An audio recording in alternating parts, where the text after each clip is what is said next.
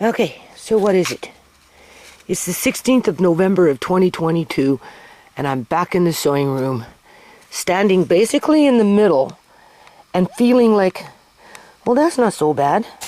I can actually walk a little bit in here. See? That's better than it's ever been for a long, long time. But I still have a long, long way to go, as you can see. Right? Now, it's very hard for me to see because not only am I colorblind, because I don't see colors like I used to, I'm in a...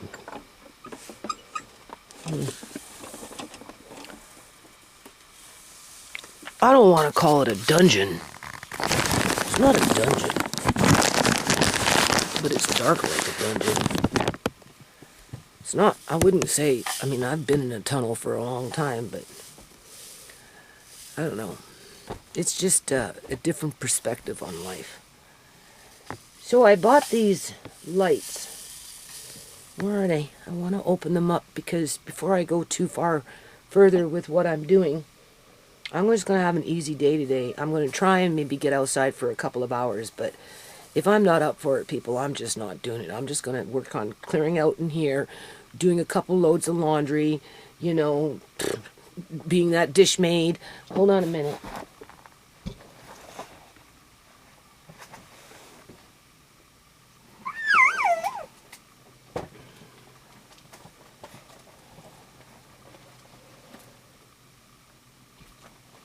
I want to see what these lights are like. I'm kind of like physically tired. Right.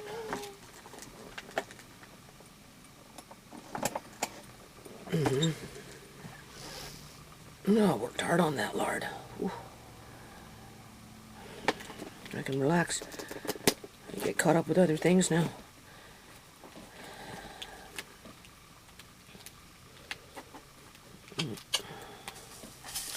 I want to do these little animal things. Well, they're little foam magnets with different pictures on them, and they're made for like 2- and 3-year-olds, right? And I got Amari his own magnetic board, and you know, I want to do things like that with him, right? So maybe today I'll try and see if I can spend a half an hour just introducing him to these things and give him a wipeout pen and let him scribble on his wipeout board, see what he does, right? That, you know, work on building in other routines after this is all out of here, right? I won't have to worry now about lard for quite a long time. I'm feeling really good about that lard, actually. There's 2 things I want to make with pie crust. So, I'm going to try and get to it the next day or 2. I'll do a video on it, right? Just, you know. Right? I want to see what these lights are all about, because I think they should go up first. And then see what I get. But it doesn't really matter how much lights I have. It's just dark. My eyes don't process light anymore. Right. I don't even know how to open this bloody thing. I'm curious to see. What the heck? I'm not strong enough. I hate that one thing. I come into contact with things that I'm just not strong enough, like those buckets. Oh boy. Alright. Here we go. I'm juicing my power bars, eh? Yeah. There should be 2 of them in here. And they're LED, but they're supposed to be like protect your eyes. They haven't. We'll see. They're different than grow lights. We'll see. Looks like there's 3 of them in here. maybe. Or what's in here? No, 2, because I have cords.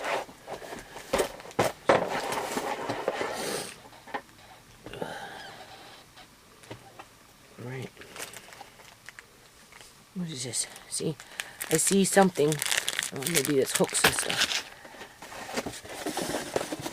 It's a nice box. Okay, so let me turn this off and see what I get. Okay, so I'm gonna let you see here what I'm trying to do. Okay? These lights that I bought, I think the only way I'd be able to even use them for any length of time is if they're up really high as I can get them, preferably on the ceiling, but I can't get, I won't be able to get to the switch. So, so I'm going to try and attach them onto this chain that I have hanging with the bracket that they gave me. So, the bracket sits on the light.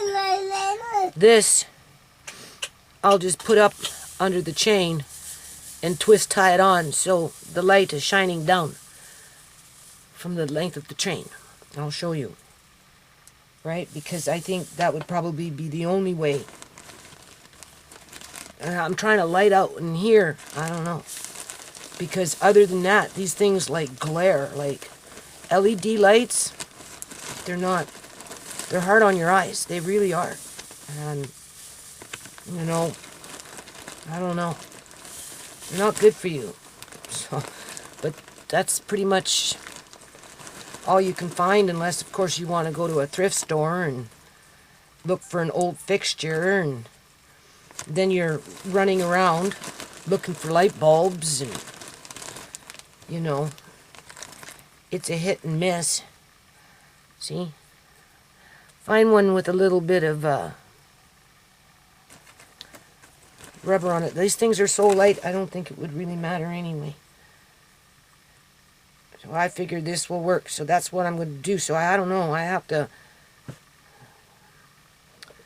I'm kind of scared to climb up on my chair here because it's a sewing chair, you know, it has wheels on it, right? Back in the day when I could see better, yeah, maybe, but I can't wait for anybody to come and help me with this. What am I doing? It's not that far up, but it's far enough. All right. So,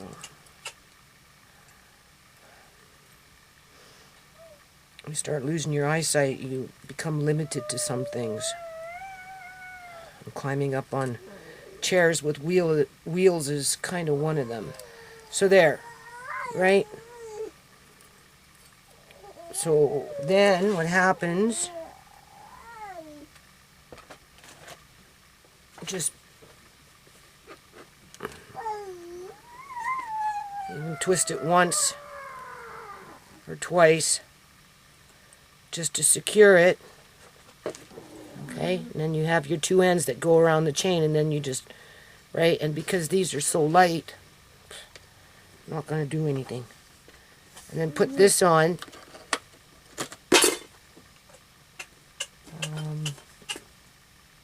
Great. There we go. I would assume this just hooks on like this. There, see? Now you have this to hook over your chain, and then it's going to keep it this way versus going this way, which I would see nothing. I need it going this way, and I need it really high up. And if you really wanted to, you know, well, you could take it right to the ceiling, but the problem with that, though, is this isn't very long. So, you know, I don't got long arms, eh? So hold on. Okay, do you see that chain up there? There it is. Do you see that chain? I got chains. See? There's a chain here. More chains. I hung up all my lights. Okay.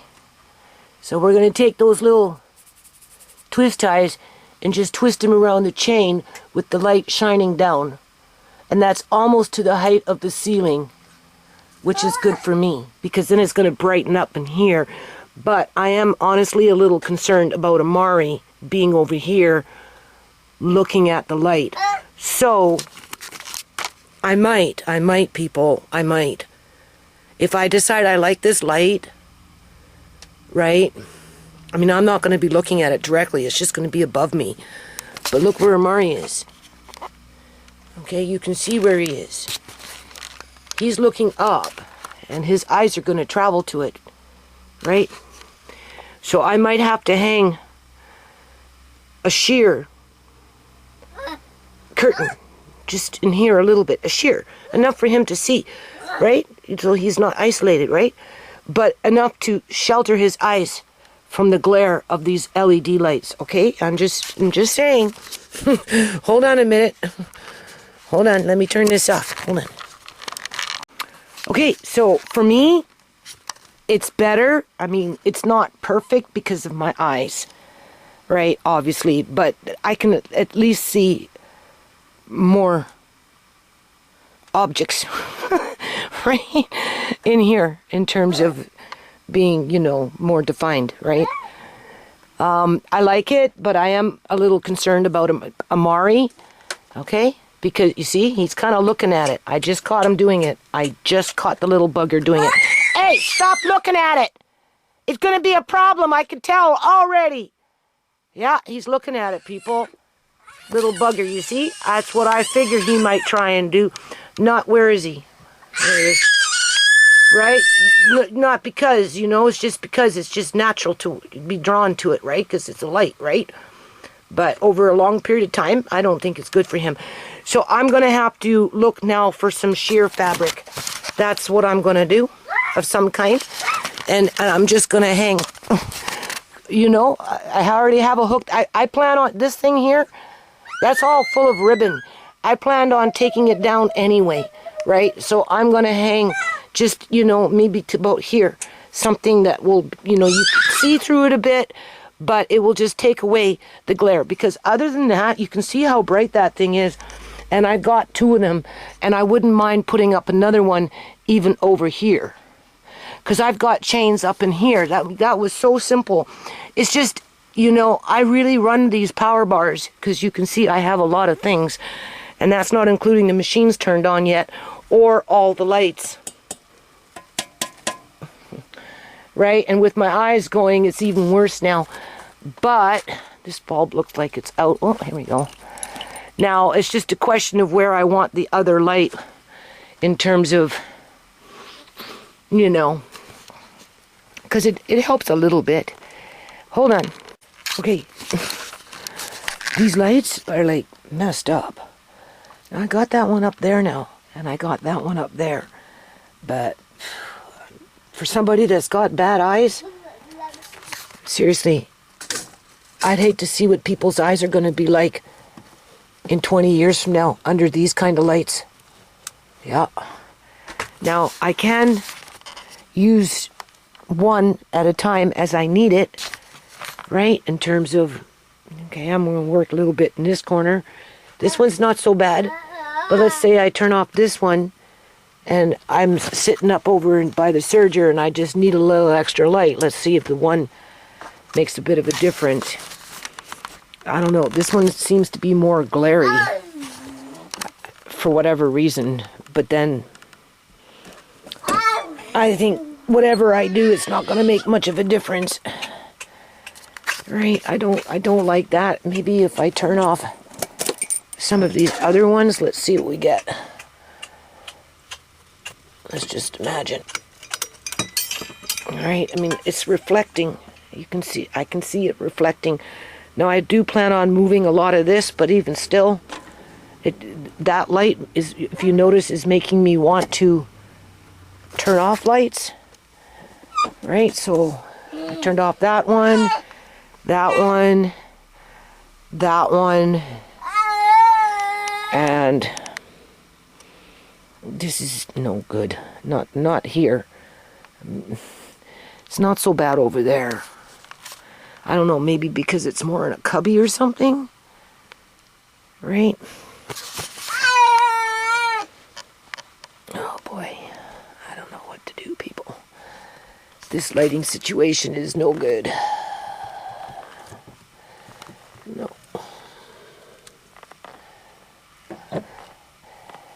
If I could adjust the dim, see this one I can tolerate, but this one is not good for Mari. It's too up in his face. So I'm gonna have to, I'm thinking where I can find sheer fabric of some kind. The one light by itself is not enough. Now I'm getting into a dark tunnel in here. So I gotta turn these ones back on. With two of them going at the same time, it's a completely different light. I get a lot of bounce back on the glare. So I don't...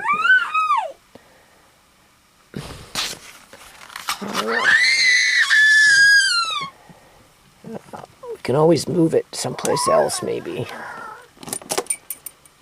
I don't know.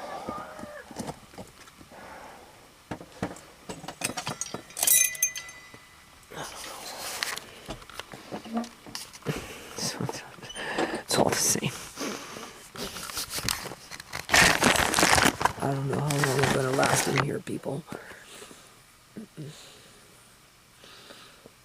Nope.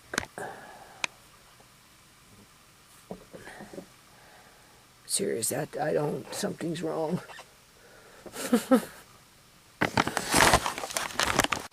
Okay, so now it's November 18th of 2022. What time is it? 7:30 in the morning. I've already been up for a couple of hours trying to get motivated here. So what happened was I went off to the eye doctor. Okay? Talk about power of suggestion. He asked me how it's been going, and I said, well, you know, some days is better, other days not so much, but I've been like working really hard, right? Like you don't know, right? I canned, you know, I did 6.5 quarts of pork lard and 11 pints of beef tallow, right? You know? And he goes, oh. I said, yeah. And then, of course, I'm that dish maid and everything else, right? So anyway, I guess he looked in my eyes and whatever, and he tried to say I had good eyesight. And I'm like... So I guess what he was saying was my eyes didn't deteriorate from the time that, in terms of whatever he looks at, from the time that he seen me 2 weeks ago to the time of seeing me yesterday, right? Okay, so, and I'm like, well, you just being a little bugger here, right? You thinking if you put power of suggestion into my head, I'll convince myself that I can see better. So, anyway,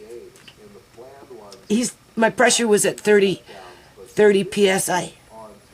Now, mind you, when I did the drop, it didn't exactly go into my eye, and I explained that to him, right? Sometimes it just goes on my eyelashes. And I was told a long time ago that if it just goes on the eyelash, you don't have to put another drop in. Well, that's not true, because yesterday I put, right, was more on my eyelash. Instead of trying to double dose myself, I just went to see what the pressure would be, to see, you know. No, it was at 30. He wants me in the quote-unquote teens.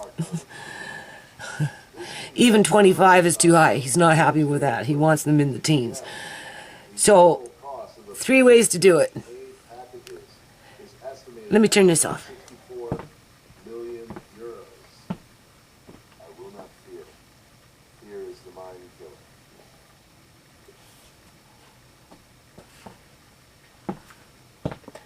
I have a mild tension headache. And I lost my bottle of Tylenol. Can't find it. But I might have another one in my bedroom. I have Anacin for sure. So I might have to hunt that out later. Because, it's one of those kind of pending headaches. Okay, pressure headaches. Okay, so what was I saying? So he wants me, okay, three ways to try and get the pressure down into the teens and PSI. Okay. He's going to prescribe another drop. So I have to put in that drop 2 times a day, and then the drop that I'm using once a day. So that's 3 times a day. This is where it gets... I try to explain to him that I keep really whacked hours, and, you know, sometimes I just fall off the grid, people, in terms of I'll keep up the pace. I'm getting up at 2:30, 3:30 in the morning. I'll go right up until, you know, 10, 11, whatever, between 9 and 11. I'll crash. I'll sleep for 3 or 4 or 5 hours. I told him I don't really sleep very much, right? You know, not like an average person. I don't have like an average schedule.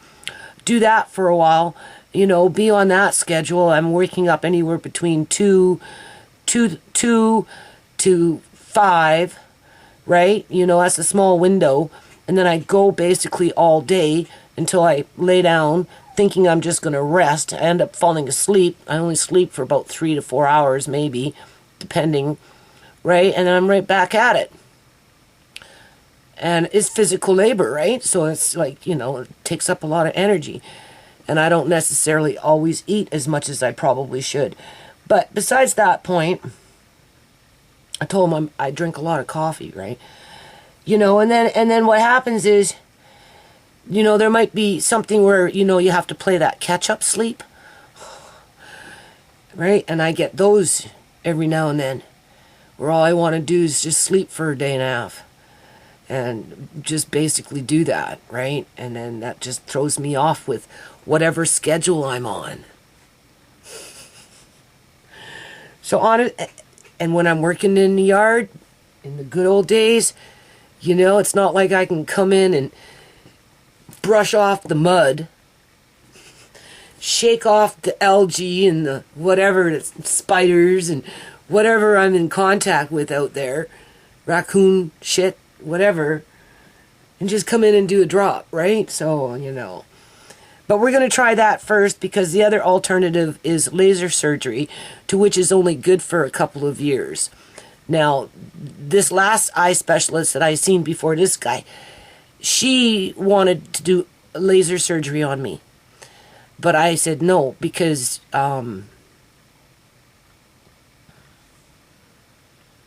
it can leave scar tissue behind, to which could pose problems, and I just didn't want to create more problems.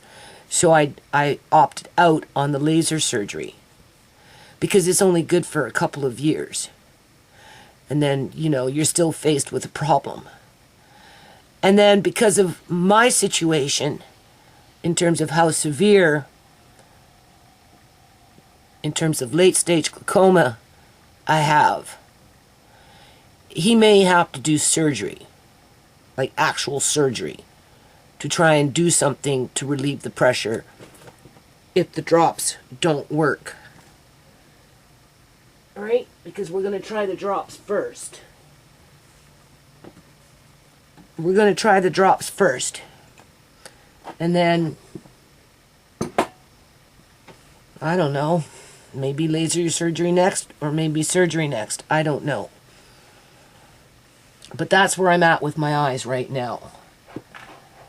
I asked him why everything is so hazy and, you know, lackluster and being in a fog.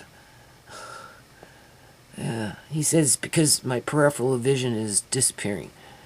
So, I said, so have you ever had any patients that's gone completely blind on you? He said, yes. I said, okay. So what does that exactly mean? Does that mean that everything goes black? He goes, yes. I said, oh, that can happen to me? He goes, yes. I'm like, oh, okay. So, not out of the woods, people. Not out of the woods. So anyway, because I was out, and, you know, for me, the best weapon to fight against depression, because, you know, this medication that they prescribe you, you know, could be a side effect, right? As if I don't have enough things going on in my life year after year after year after year after year to create perpetual depression. You know, if you're adding in medications that can instigate your moods, right? Your overall feeling of health physically, right? It can be a problem. So anyway, I just cut to the chase. I went into my overdraft in one of my accounts, and I went off and I went into Walmart. I was going to go to the dollar store, but I went to Walmart to go get milk and look around because I don't get out. I don't get to go and see new places, right? I go to Nestor's, and sometimes I go to Lucky's, and once in a while, every 3 or 4 months, I'll hit up a thrift store. Other than that, I don't, and Tisha took me out a few months ago. Anyway, I go to Walmart. I spent $240, and I got 3 bags. I guess you can call it groceries. 3 bags. Now, mind you, they're kind of big bags, but still. And the majority of it was cans. Right? So, the deal for today is I got 3 chickens on sale at a discount price because they were clearance. Whole chickens. Right? I think I saved myself about $15 as if I was to buy it full price. And in comparison to the price of the chicken at, say, Nestor's, is almost the same. In terms of, even though Walmart's a bigger grocery store, the only saving that I found, as if I was to go to either store, was in the clearance price. That was it. So I didn't feel like I was paying. I didn't feel necessarily like I was getting a good deal outside of the cost of chicken is going up. I do believe that over the next year or two, it's going to be become one of those things that fall in that food desert for some communities. So, so what if you're going to get a chicken for $22 this year, where last year you paid $14, well, yeah, maybe, and then the year before that, it was $11. What are we looking at? $40 for one chicken in 2 years from now? Like, come on. Right? It might go in that direction, people, because there doesn't seem to be anything that's stabilizing our economy as it's being propped up, people, propped up by that underground criminal activity that's harvesting the human population, okay? Whether it's loosh harvesting, adrenochrome, organs, trafficking of children, or just trafficking of human beings through the prison systems, the justice system, that okay? Because there's more than one economy. You see, that's the thing, right? But the thing is, the majority of the general population is stuck in the one economy that we're trained to navigate around in. So when we go to the grocery store, we're trained that, we have X amount of dollars to budget ourselves out. And then, we get into that manufactured poverty where we're living from paycheck to paycheck, right? And then, yeah. Okay, so anyway, I didn't want to go into my overdraft because I've been kind of debating about this trademark. I phoned up a trademark agent in Seattle, and it's about $1,400 Canadian just to secure one class. And she suggested maybe I should be thinking at 041, which falls more along the lines of education and, promoting education and setting up shops and, educational workshops and, or whatever, right? And I'm like, oh, okay, well, I have to, wheel and deal with, well, we'll see. So I'm thinking, and I'm like, well, why you want to do it, Judy? Maybe I'll just upload this and start fresh with the chicken after. I think I might have to go find some Tylenol too, because I really just want to get up on this chicken. I'm going to show you how fast I'm going to do it. I'm taking the 3 birds. I'm going to cook them in the oven with a little bit of seasoning salt, right? And a little bit of water to get that juice going. I'm not half cooking them. I'm cooking them. Okay, so once they're cooked, then I'm going to debone them, because if you try and debone a chicken or a turkey half cooked, it's so hard to get off the meat off the bone. Right? Especially turkeys. Whereas if you just cook the bird, it will just peel off, right, for the most part. And then you've got your bones. And then I'm going to take all those bones from those 3 birds, and I'm going to start making a stock. That's what I'm going to do, because we want every penny to count here, okay? And then with that, I'm going to add in some carrots, some celery, and some onion, just to give it a bit of flavor in that stock, okay? But before I do that, I'm going to pull out the chicken, and I'm going to cut off as much fat as I can, okay? And then I'm going to try and render that chicken fat as I would the pork or the beef, probably in my little crock pot, just right here off to the side as I'm working over there, because I don't got a lot of room, but I'm not complaining. And after it's rendered, I'm just going to freeze it, and it's going to make some great French fries or something at a later date. Okay, you have to freeze it just like a tallow. Okay, don't think you can put it in the fridge and it'll last forever. I don't think so. I would be more apt to freeze it. So that's what I'm going to do, so the fat doesn't get wasted. Okay, and after my stock is cooked, so today I'm cooking the chicken, deboning the chicken. After that, put it in the fridge, take the bones, start the broth with the vegetables, little bit to just flavor it up, maybe a bay leaf just to give it a good, nice, rich flavor. And then let that sit all day, because I've got a bit of a headache. I'm not going to rush around. I got other things to do. And work on these videos. It will be fun. And then tomorrow, I'm going to can them up.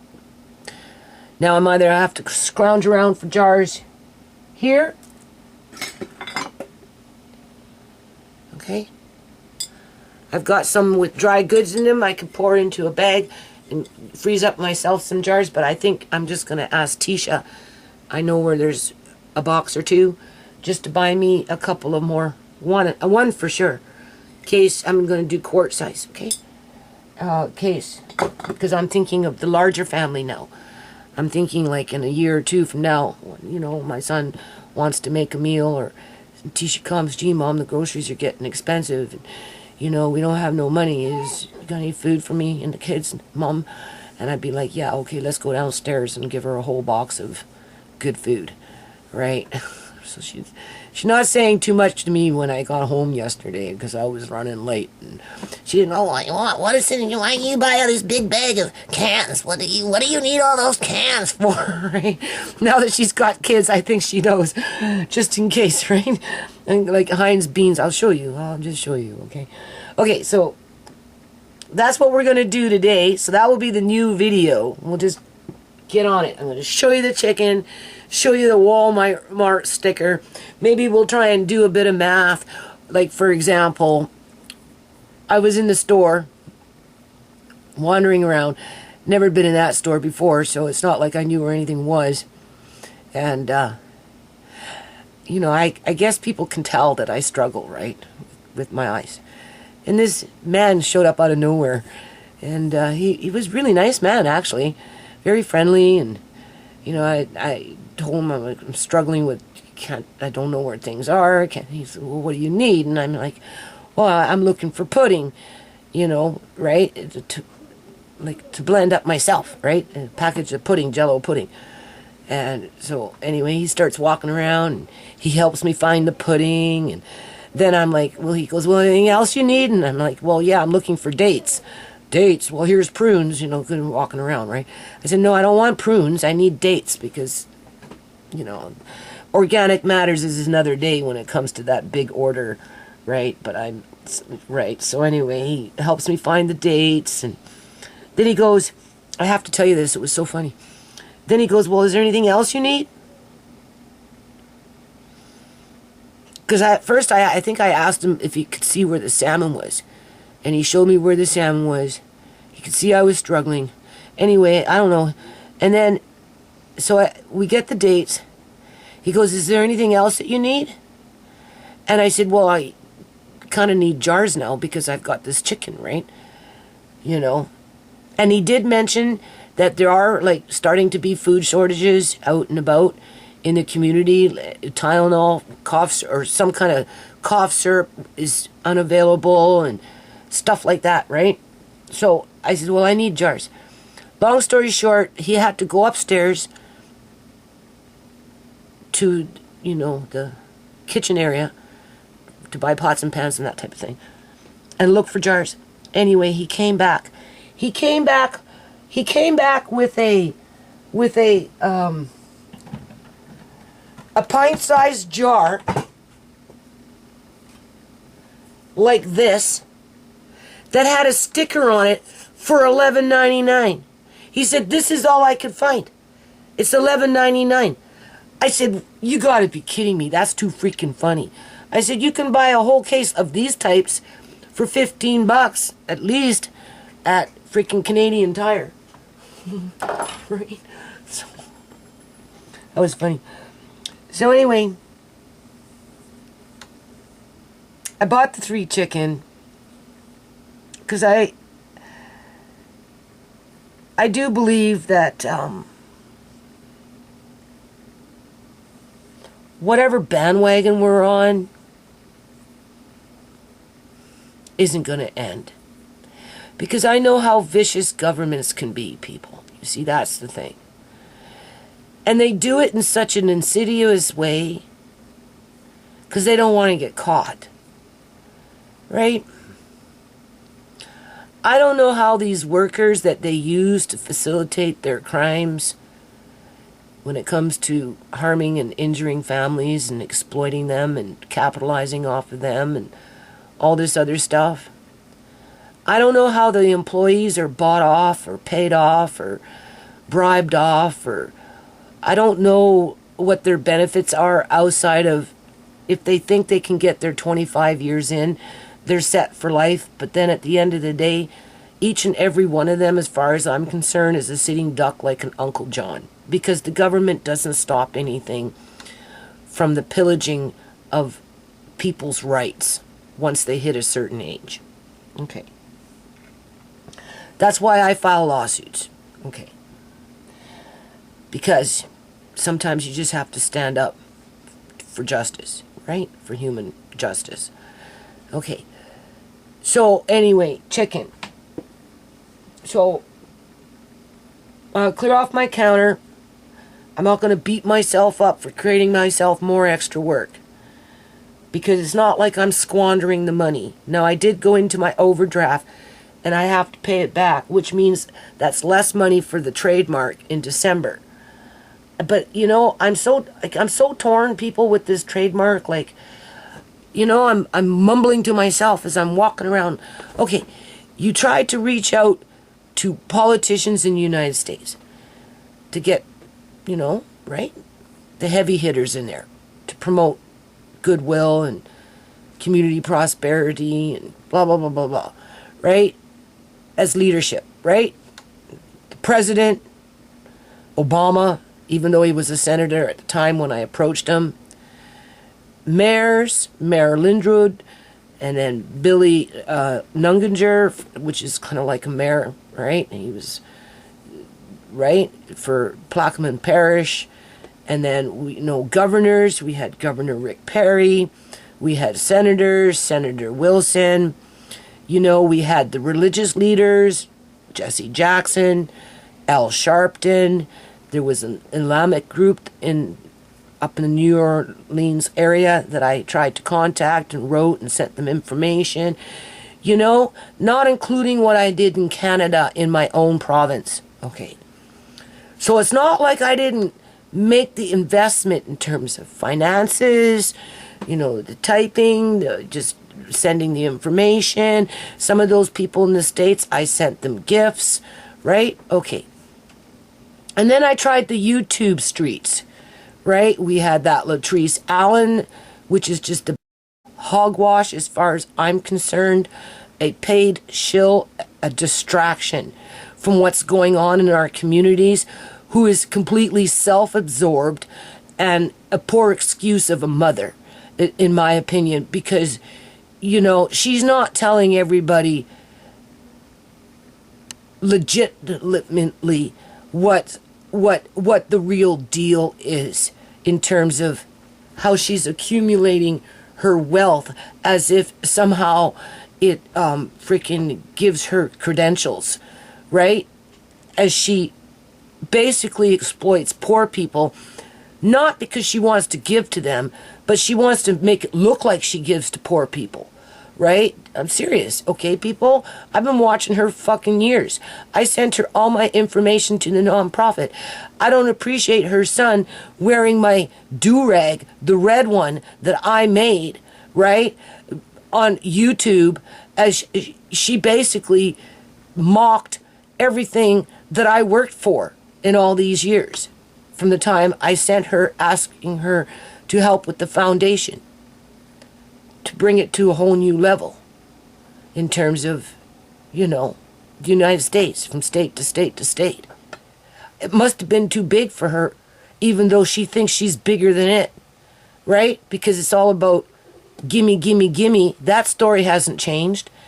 As she's trying to pretend that she's a positive person, trying to help out whoever when she can, when she's not too busy trying to accumulate wealth for herself, as she basically uses her kids as a smokescreen to motherhood.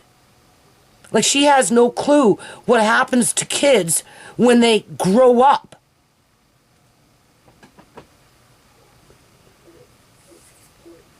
But you see, I don't think she's riding with God.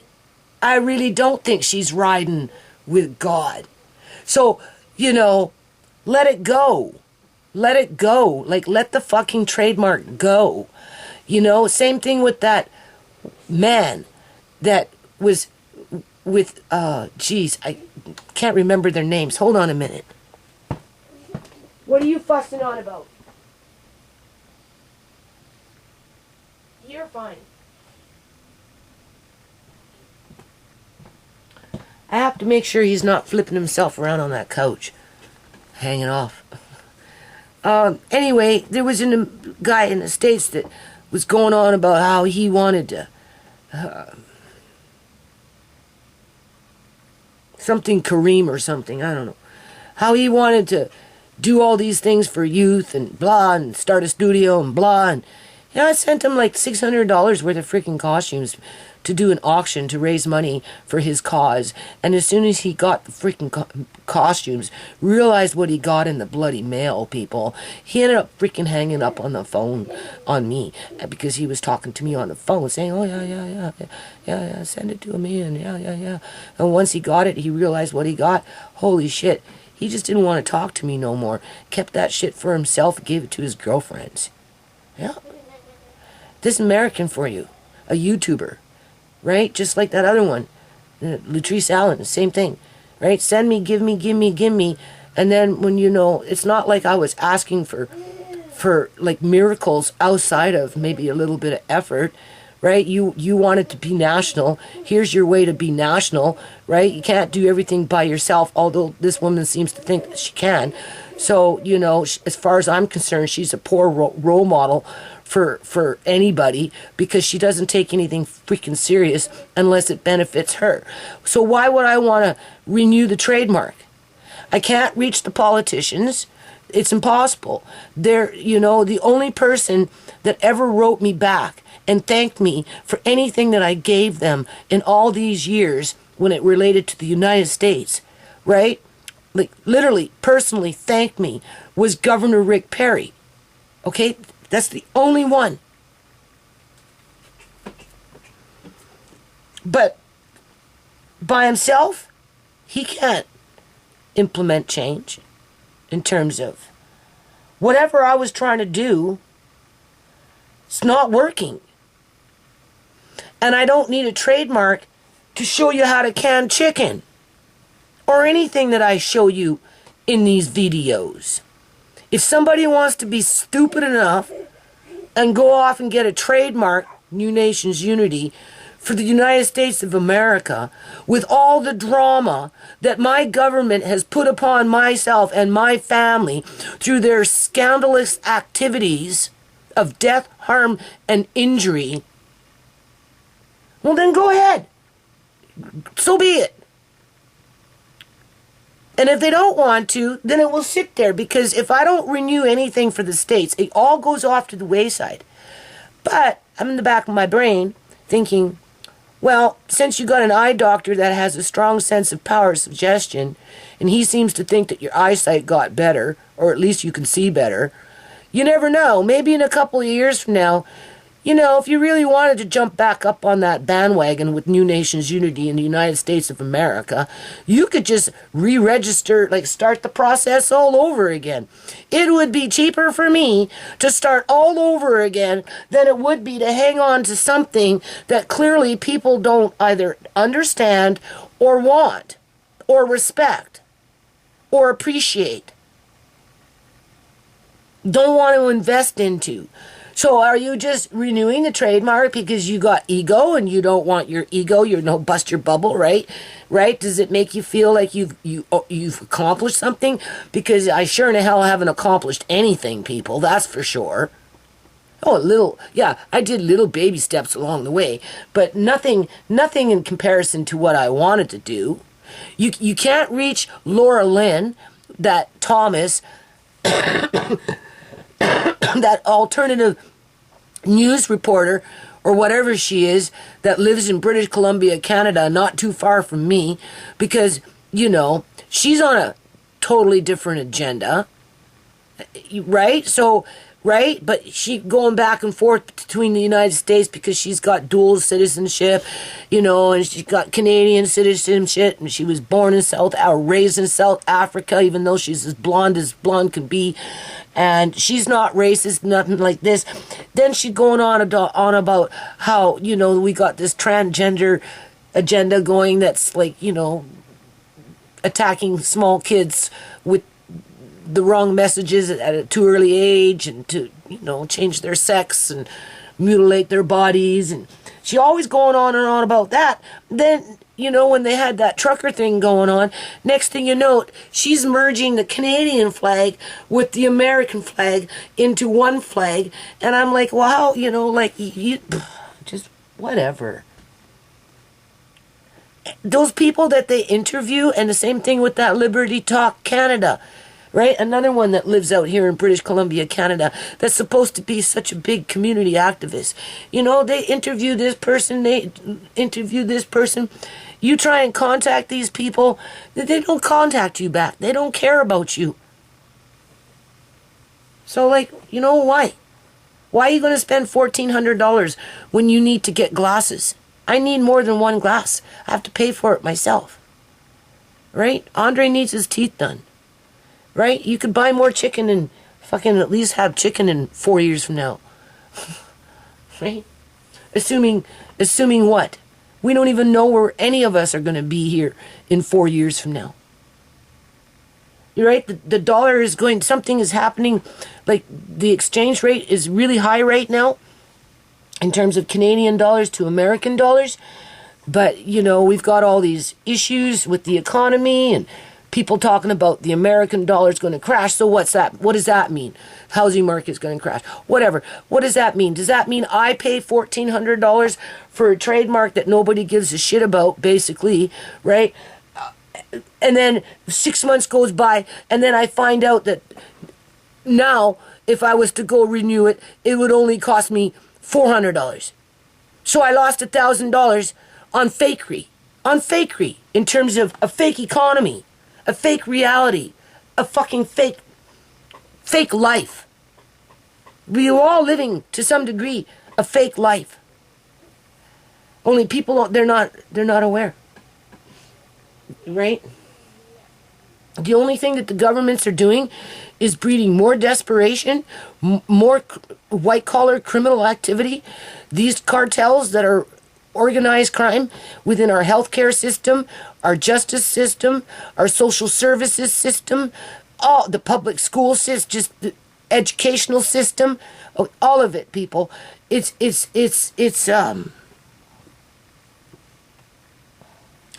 Oh, I forgot what I was going to say. It's fake. It's fake. So anyway, the chicken was a good deal. I'm up for the challenge in terms of I like the result I'm going to get when I'm done. Right? And then it's getting hard, though, to put some of this stuff away. But it will give me an opportunity to go downstairs into Auntie Shamay's room and change a few things around. I have an idea of what I'm going to do here.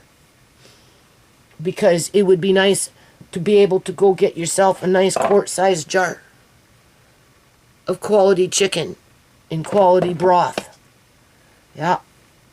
And have a nice something. Chicken pot pie, chicken stew. Like, you could take gravy, you could make it with a cream sauce, you know. However you want to make it. You can have it as chicken soup. Yeah, that would be good. You can just saute it a bit, put it on rice, and make gravy with the stock. You could do all kinds of stuff with it. And it's shelf stable.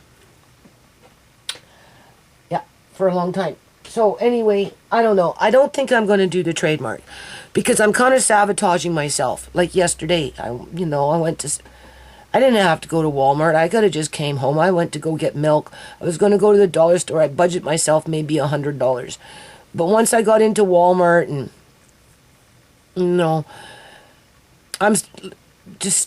I'll show you what I got. Hold on. Okay, so now I'm listening to another YouTuber. I'll add it into the link here, right? Into the description box.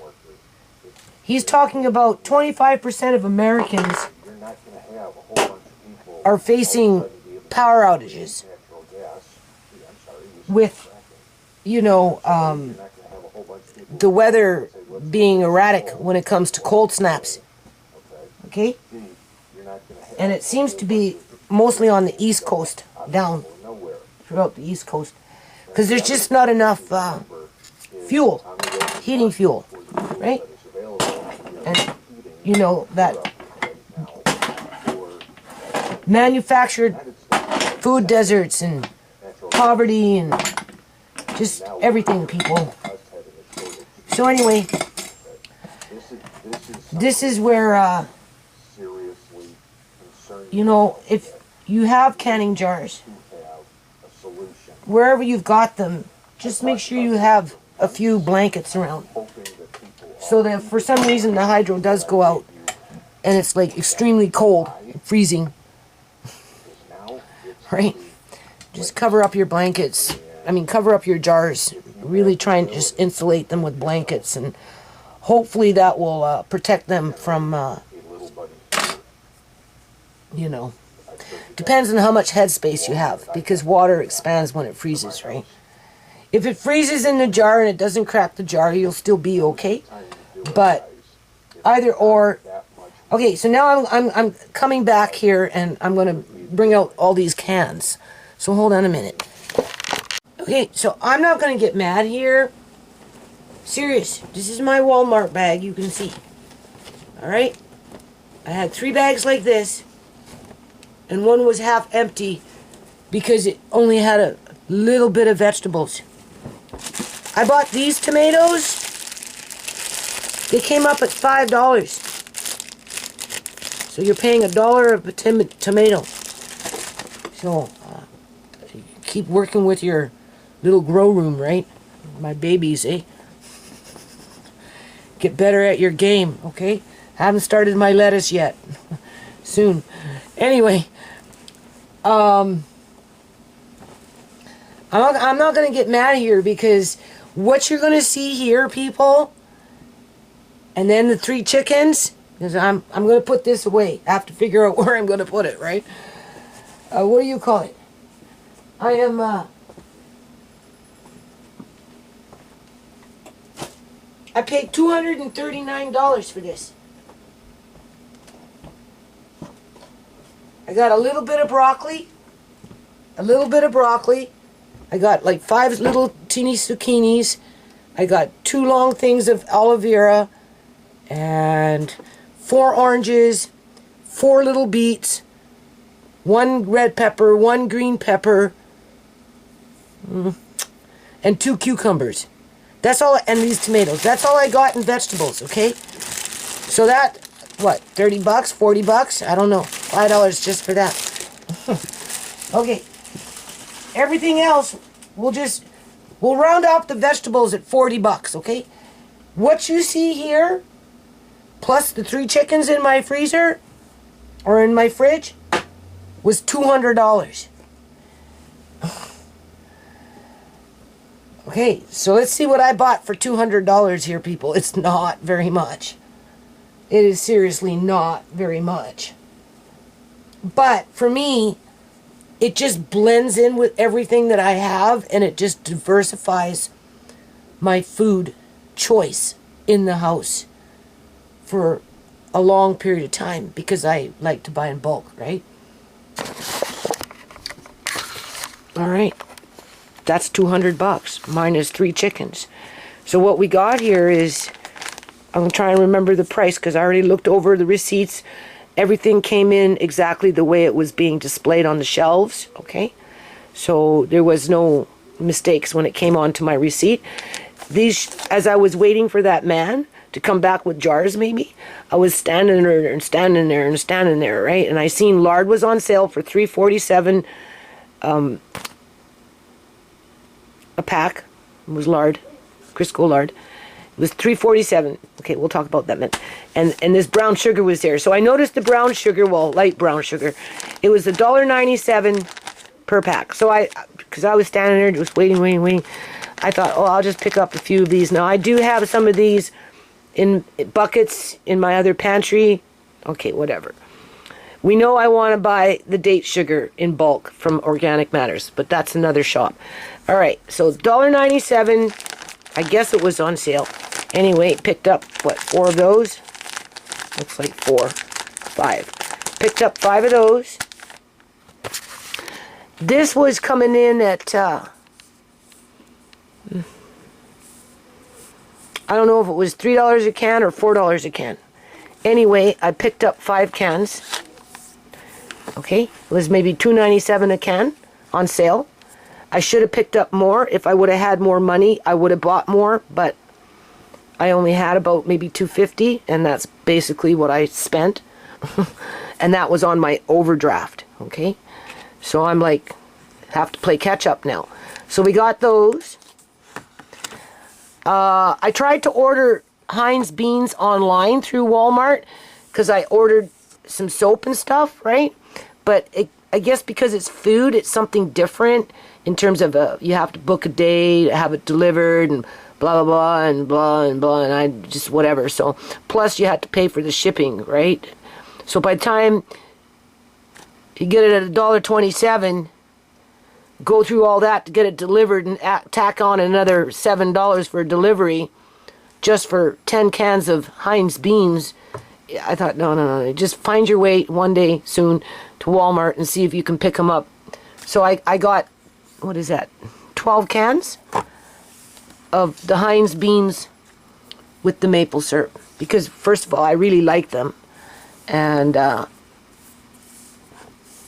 you know, it's sit for a long time. So I plan on doing that again and again and again. Right? Because they're just good for amari. I eat them. I've got dry beans. I can cook up my own, but for convenience purposes, you're right, and a shelf stable, they last a long time.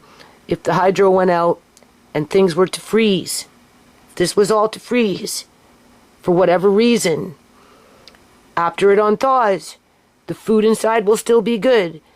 Outside of, if you find that the can is now bulging, then don't open it, throw it out. But chances are it won't do that. It will just remain as is, and it will still be good. So that's why you kind of want to stock up on stuff like this. Now, there are issues with aluminum plants being either shut down or they've had, you know, fires that's destroyed the production capacity, mining, I don't know. All I know is the heavy metals that produce products, right, whatever they are, is kind of on that chopping block and are experiencing their own deserts, because whoever is controlling the greater economy is wiping us out, people. Okay? Some of us are just more vulnerable than others. Some of us don't know how to fight back. Actually, we all don't know how to fight back. And the few that do, well, you know what happens. All you have to do is watch my videos. Okay, so anyway, pudding seems to be in short supply, because when I went to Nestor's, all they had was a couple of, well, I think smaller boxes of Jell-O pudding. This one you have to cook. This is the kind I wanted. And they didn't have that many, right? So anyway, these were like coming in at $4 and some odd cents a box, which is kind of expensive for Jell-O, I mean for pudding, but you can make your own pudding from scratch. I just wanted these just because I want. So I got those ones, picked up 4 of those. All they had was cooked chocolate. They had nothing else outside of a few boxes of instant. This one's vanilla. And they had something else that I didn't want. So anyway, I'm kind of stocking up on that just for convenience purposes. Because even if you had powder milk, you could use powder milk, because I do have whole powder milk, right? Or even skim milk. You could use that to do that if you're not going to make your own. But we're going to end up making our own anyway. I just wanted this for convenience. Right? Because I have to, you know, anyway. And then, this is what I paid $200 for. Okay, we'll say $40 for the vegetables. These came in at $2 a can. They're convenient. They're not spam, but whatever. Right? They're convenient. I bought what? I bought 8 of those at $2 a can. Right? Once in a while, they're nice to have. Just piece in, quick meal. And then these salmons were coming in at about, what was it? $6 a can. $5.97 a can. So that's 3. Okay, so if you were to take this can, which I buy all the time, and I also get the wild sockeye, right? I always buy them on sale when I go up by Nestor's and I get into Shoppers Drug Mart. This is where I buy these, because they normally have them on sale, right? And I get them anywhere from $4.99 to $5.99 per can. Okay? Whereas at Walmart, they have this one, same brand, if I can see that correctly. Yeah, same brand. Almost twice as much for $6. So instead of paying $2, instead of paying $4.99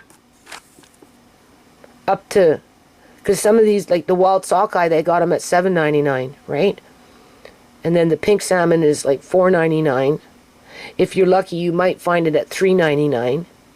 So that's $8 for 2 cans, whereas this one is $6 for almost the same amount. So what I should do now, since I have a lot of these, not worry about these, but make an effort to maybe go back to Walmart at some point in the future and pick up a few more of these types of cans, so that you have like 24 cans.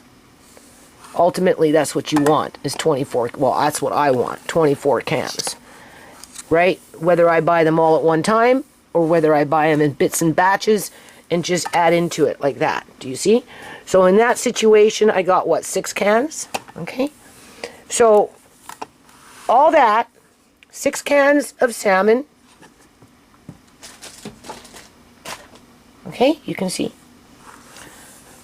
8 cans of this imitation luncheon meat,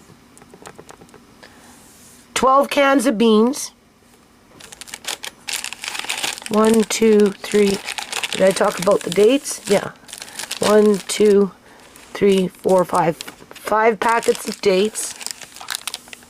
We've got 4 little boxes of Jell-O pudding, vanilla, 4 larger boxes of Jell-O pudding, right, which I'm happy with. We've got 5 corned beef and 5 sugar. I'm not going to get mad. $200 for that. I don't know. And I'm a frugal shopper. I always look for the deals. And then the chicken, I think it came in at about $40, and I saved myself $15. So I guess we can't factor in because we forgot the chicken. So all this right here, we'll just say $160. $40 for the vegetables. This came in at $160, and the chicken I think came in at about $40, and I saved myself $15 off the chicken. And that's why I'm thinking I want to get every little bit I can out of this chicken. Because, you know, I don't know. Now, you can get a lot of meals out of this. You can feed a lot of people to stretch it out, right? These are just the inserts into the potato or into the rice or into the beans or into the soup or whatever, right? Like, this is not, you know, unless of course you just want to eat straight up from the can. I mean, that's good too, right? But beans with toast, you know, right? That's good. So when I did that ham, I made the broth. Anyway, I've got the bones. I dried them after the fact. I'm going to bust them up, and I'm going to use it as bone meal for my plants. And I'm going to do that with my chicken bones after the fact too. So even there, you're saving a little bit in terms of... oh yes, and I bought myself some green tea. I don't drink green tea. It's just a cheap brand, you know, nothing fancy. I thought I'd give it a try with that power of suggestion. I said, no, he goes, do you know, just do this. And I'm like, yeah, well, whatever. I'm a coffee drinker. Yeah, you don't know. So making that baby powder for Amari, I don't know if I already mentioned it, but I am so impressed with it. So impressed. Yeah, it works out really, really good. So definitely going to do that and get them. I got more of those little shakers. That shaker is just perfect, right?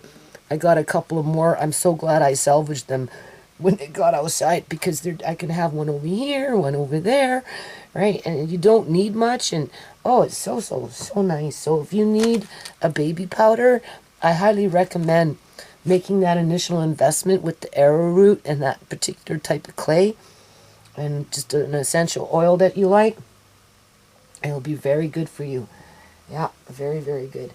So, I don't know, $160, it just doesn't seem like very much. It just doesn't seem like very much. I don't know what to expect, right? Because I don't get out. So, you know, my shopping is online through bulk and big bags. Right. Speaking of that, right? Speaking of that, I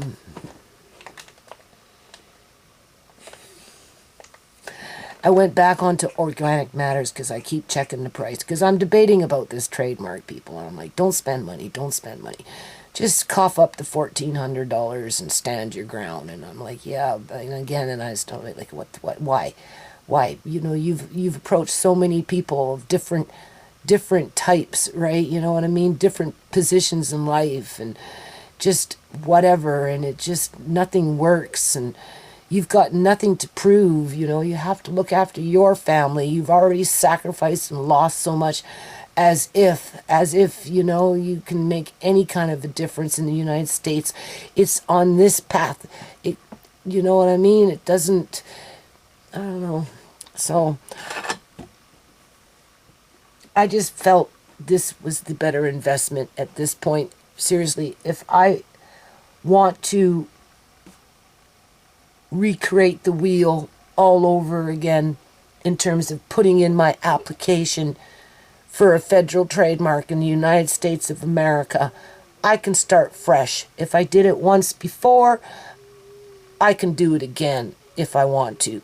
But in terms of renewing, you know, like in 2018, I did the declaration of use, and that was like over $1,000. And you know, it's like, it's like, whatever. And for what? Just this. Right? I don't need a trademark to tell you to go out and look for these kind of deals. And even though you're getting kind of mad because you don't get very much for your money, like if I had to, let's count how many meals just with these cans. 2, 4, 6, 8, 10, 12, 14, 16, 18, 19 meals with a can of meat. Doesn't matter what the meat is. That's not bad. 19 meals, and that's not including the chicken yet, and we'll see what we get with 3 chickens. So I'll be back to show you the chicken. Put this away, and then I'll show you the chicken, and then, yeah, we'll probably just end the video then, and then we'll just start with the process of cooking it, deboning it, as if you need to watch all that, right? But for some people that stumble along the video, it might be just enough for them to try and go out there and do it for themselves. You see, I don't need a trademark for that, people. I can just do it, right? I can put it up on YouTube if I want, or I can make it a BitChute exclusive and just put it up on BitChute, as if it's going to make a great grand difference in the world, right? Outside of, there's probably 1 or 2 people that are doing this stuff because maybe, you know, I'm egging them on, right? I'm kind of egging them on. That's what I'm egging you on to go on, pull out $200 in your pocket. I guess go to Walmart. Some of the deals aren't too bad there right now in terms of the economy, and pick up on things like this and tuck them off there and tuck them off there. And when you go to sleep at night, you don't have to worry, right? Of credit breaks down, there's no loaf of bread. Okay. So it's like a chain where one link breaks, it snaps in half. The chain is no longer usable. But this is exactly what we're seeing in Sri Lanka. So when the local currency, It was in my bedroom. collapsed, then they couldn't get Not too fuel. sure what it is. Right. Some sort of little Farmers couldn't buy sauce. fuel, so they It had says crop buying in the Vietnamese. field, 'cause they couldn't get into this region. It's Maybe we'll exactly open it as up you later said. and taste it. But some people think, oh, Sri Lanka, So in the meantime, they don't know where that is. I'm getting ready now, clearing out stuff, putting stuff away as best as I can. That aren't the lessons I was in my room and I found some breadcrumbs. taught Americans. It's a roadmap. What's the Yeah. The only difference I is think what I'm going to do, not the a little bit too much, I need this bag because I got my other 2 and be accepted proofing by the world. baskets. The world So I'm going to is show you showing later what they look their like. currency. That's exactly what's going to happen to the dollar. And I don't got time to be making little cotton bags or anything like that. This is quite nice. This will suffice for what those little, I don't know if I'll get everything in there, but I'll get the larger set in there. Anyway, so I've decided, Currency crisis, then it becomes no, and just listen to what Vladimir Putin said. I've decided to make, In February, he said we will accept rubles. because I'm cooking these chickens fully, right? I'm going to sliver off as much fat as I can, and I'm going to try and render it. And then I'm just going to basically cook the chickens.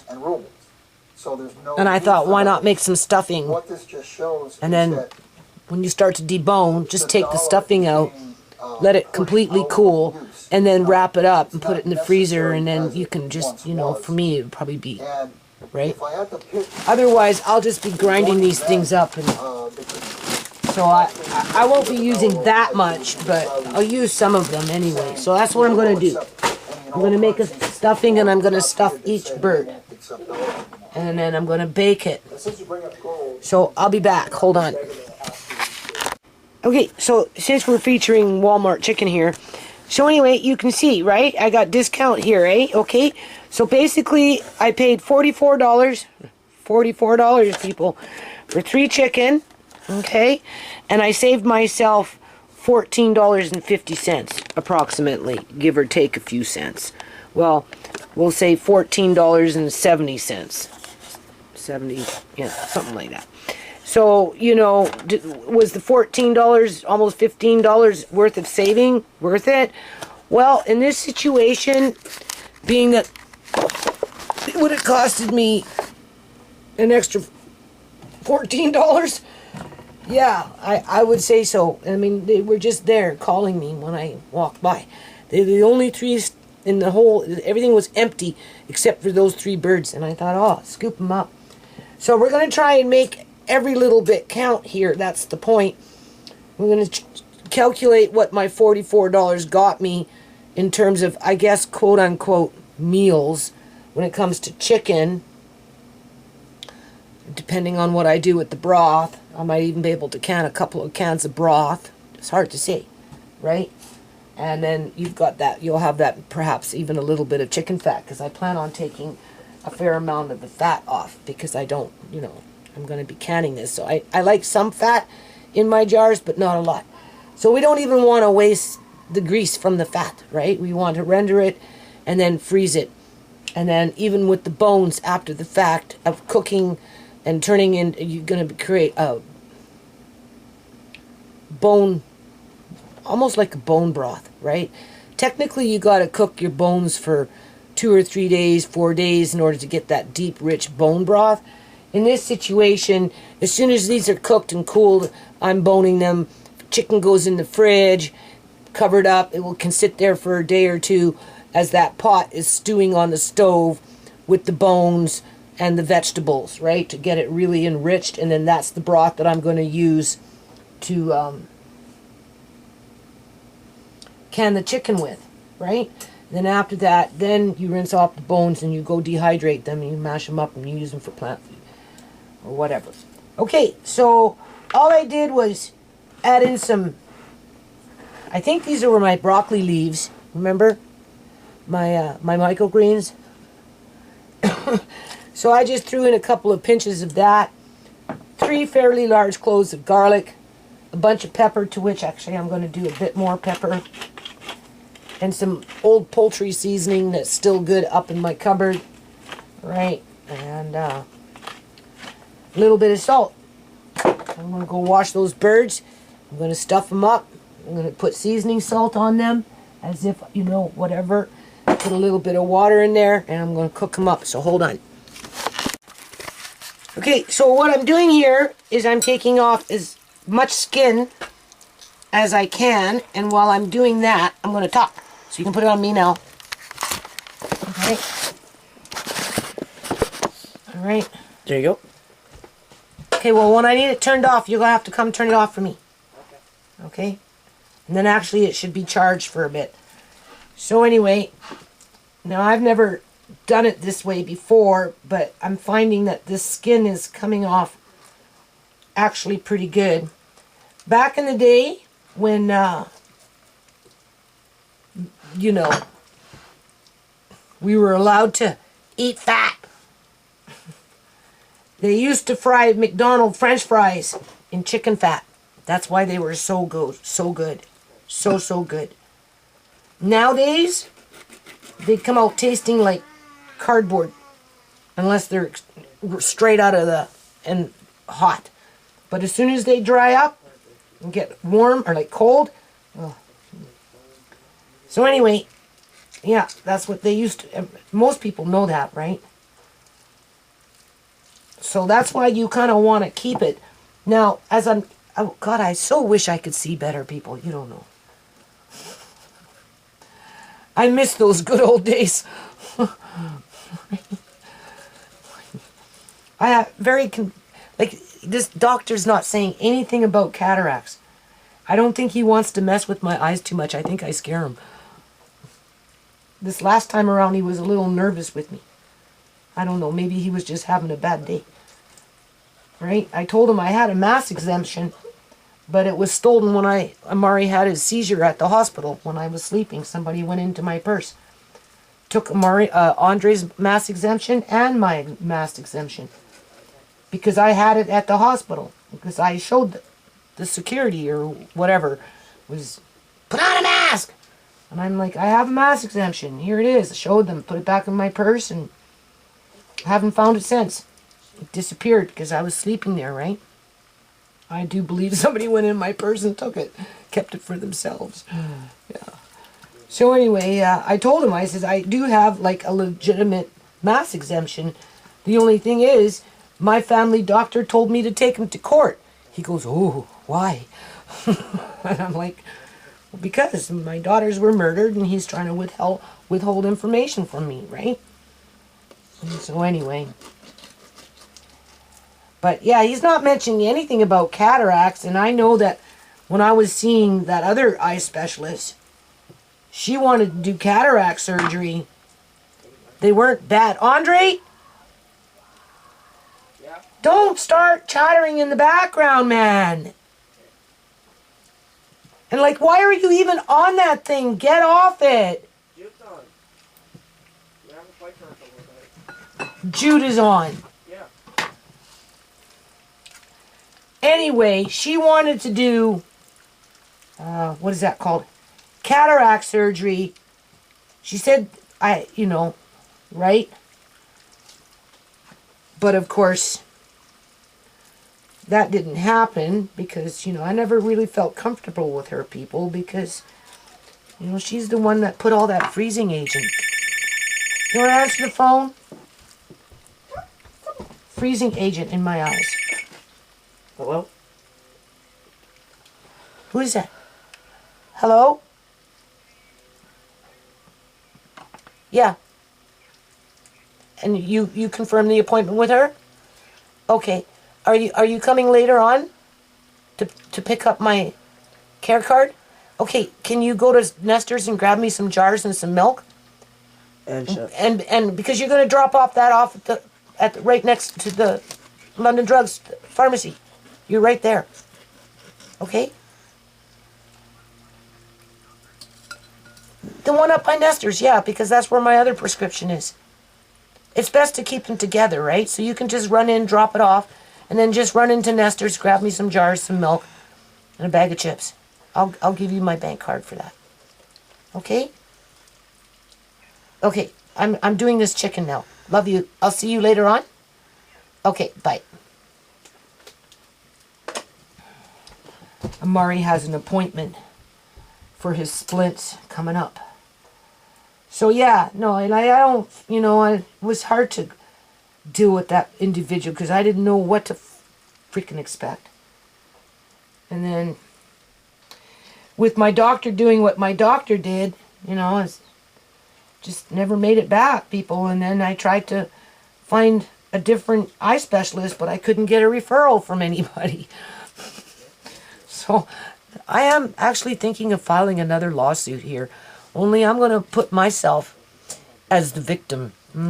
Like the victim in terms of where's been the duty of care for me, people. You don't know what it's like all of a sudden having half your life basically just taken away from you in terms of eyesight, right? Because it's almost like a death sentence, right? Because, once you go completely blind, you're completely helpless. There's not much you can do except maybe learn to play piano and be a storyteller or something. I don't know. And it's frightening because it's like hanging over your head. And because the damage is so extensive in terms of what I got left in it being able to see. So anyway, he's not talking about cataracts. Could very well be because he's afraid to muck around too much. Although, Andre, I said be quiet. Although he is talking about eye surgery to do something to relieve the pressure if these other drops don't work. Now, I'm trying to stay realistic with this and not think that my file is being tweaked. In other words, maybe the pressure is okay, but I'm just being told it's not, so that, you know, I can get eye surgery done on me and then I just don't wake up. Okay, this is hair. I don't know where it came from, but I can kind of feel it. Could be my hair. Do you want to move him? Andre? Yeah. Move him. He's obviously uncomfortable. He's got his leg brace on. His leg gets gumpy sometimes. You have to make sure it's not twisted up because it's hard for him to move. I don't like putting on the leg braces. I don't normally use them very often, but his foot is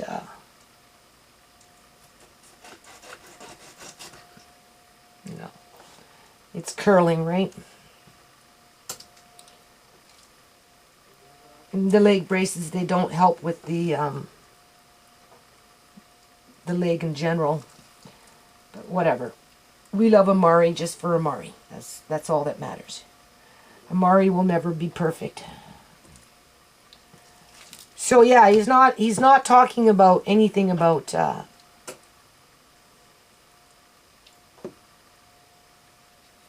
cataracts. I'm just wondering if I had cataract surgery, if it would just clear up just even a little bit, because I was talking to my neighbor down over there that had cataract surgery, and she said before she went and had her cataract surgery, she used to go into the doctor's office and, Andre, I'm not going to say it again, and said that the walls looked like they were gray or something like that, when in, like the paint on the walls looked gray. She couldn't see the color, and then after she got the eye surgery, she realized that they were green. So I don't know, we'll see. It's okay, I don't want cataract surgery right now anyway. I'm too busy. I got things I have to do. Last thing, I don't, you know, that's not the bigger issue right now, I don't think. Maybe later on. So I just have to cope with it. It's just, life goes a little slower, that's all. It takes a little longer to do things. You have to remind yourself not to get frustrated. And, you know, obviously don't worry. That's a big one. You know, take it one day at a time, do what you can. And try and stay as positive as you can. And especially in this day and age, everybody going to be going into survival mode soon. You watch and see. Give it another year. The ones that are with their head in the sand are going to be crying. Yeah. Because, you know, I think things are going to get worse. Like, for example, I keep looking on Organic Matters, trying to budget in that $300 shop, right? With the chickpeas and the date sugar. Well, I looked yesterday, because I'm kind of mad, because, you know, I'm spending money at Walmart. So I looked online yesterday, because I'm afraid they're going to run out of something that I want. And I'm like, you know, just hang in there, right? You know? At first I thought maybe I'd just save money for the trademark, but I don't know. I don't think whatever I try to do with any kind of trademark is going to make much of a difference in the great grand scheme of what we're all up against. And, you know, with people having a tighter budget and more mistrustful, and it's going to be that much harder to be able to promote anything. So, you know, realistically, I should put my family first, think about getting some eyeglasses, you know, because I have to pay for them, and just finish up with what I'm doing here, and I don't know. And then I've got the trademark in Canada until 2025 before I have to renew it again. Right? I don't know how much that one will cost, but at least it will be in Canadian dollars. And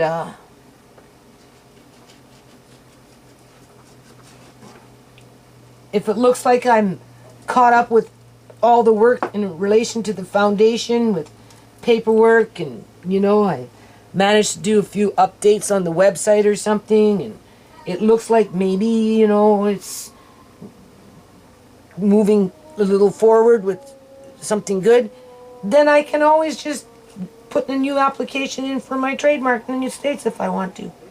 Be almost the same amount of money, right?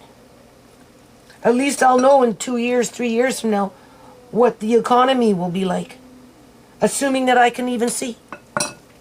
So basically what I've done here is I've taken off all the skin, which in essence is basically the fat. It's going to release a lot of oil, right? To the best of my ability here from what I can grab and see. Okay. You can see. I'm trying to take it off the wing as best as I can. It's a little harder on the wing. Right? Because this one I'm going to render, right? And then what I'm going to do, after I do the 3 of these, I'm going to fill them up with my stuffing. I'll put a bit of water in the stuffing just so that it's moldable. I'm going to fill them up with stuffing. And then I'm going to wrap, I think, because it has no skin on it, right? So I think what I might try to do is I'm going to wrap up each one in its own individual tinfoil to protect the skin. I mean, not the skin, the meat. Because we want the meat to be moist. We don't want it to dry out. Right? So I figure if I wrap up each one individually into tinfoil and then just place them in the pan with a bit of water on the bottom, it would probably be perfect by the time it's cooked and I open them up and then debone them and then take the bones, throw them in the pot and carry on with the stock. Right? Because we want to get our $44 worth here. That's a lot of money for 3 chickens. Okay? I mean, everybody knows that. And that's on sale. So, and you just heard me order some more jars. Right? Now, I can switch up on my jars when it comes to beef tallow freezing in jars. I don't have to use canning jars for that. So, over the next little while, there we go. Do you see? Okay, so that's going to get wrapped up in its own tinfoil. Each one. I've got 3 more to go. I got a fair amount of fat from that. So by the time I'm done, this bowl will be almost full, which will probably create at least a pint size worth of chicken lard, which will be really good. And in a situation like that, because you're freezing it, you don't have to use canning jars, right? You can use any kind of jar, really, any kind of container. It doesn't even have to be a jar. It could be anything, really. It's just going in the freezer. Although jars, they don't leach. You know, if you put it in a plastic container, you don't know how long it's been there for. You forgot, because, you know, Who knows? But if you use a glass jar, it will sit long time. Long time. Beef tallow will sit indefinitely in a freezer. Right? So, okay, so when I get this done, I'll come back. Andre, do you want to come turn this off now for Manetta so I can just focus on this? Okay, so I took a leaf that I had from a long time ago, 2021 expiry, but whatever, it's okay. But it's not really, I don't think, meant for a headache.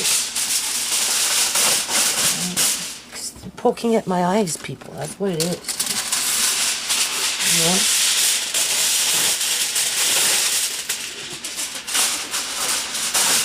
Plus, I use them. I use them all day long. But whatever. So you can see what I'm doing here. Now we have this. So I'm just going to put a little bit of water in there, I guess. Oh yeah, I wanted to talk about lard. So when I was standing there waiting for that fella who was kind enough to help me find things in the store, he just came out of nowhere. Anyway, was standing there, right? You know, and I said, okay, I won't move. So you go upstairs, you go see if you can find me some jars. That'd be great, because that's the only thing I need now that I've got the chicken. And I won't move. I'll just stand here. I won't go anywhere, right? So I'm standing there. I'm looking around, and what do I see? A whole bunch of lard. Crisco lard. It was $3.47 a pack. I'm assuming it was on sale. You know, that's a fairly decent price. So I kind of calculated out what I just did in terms of price. Okay? And it came out to about 85. If I was to buy the amount of lard that I canned, just between the pork and the beef tallow, at $3.50 a pound, which is about 1 pint, a little under 1 pint, right? It would have costed me at least $85 to buy Crisco lard at 1 pound, at 1 pound. This isn't.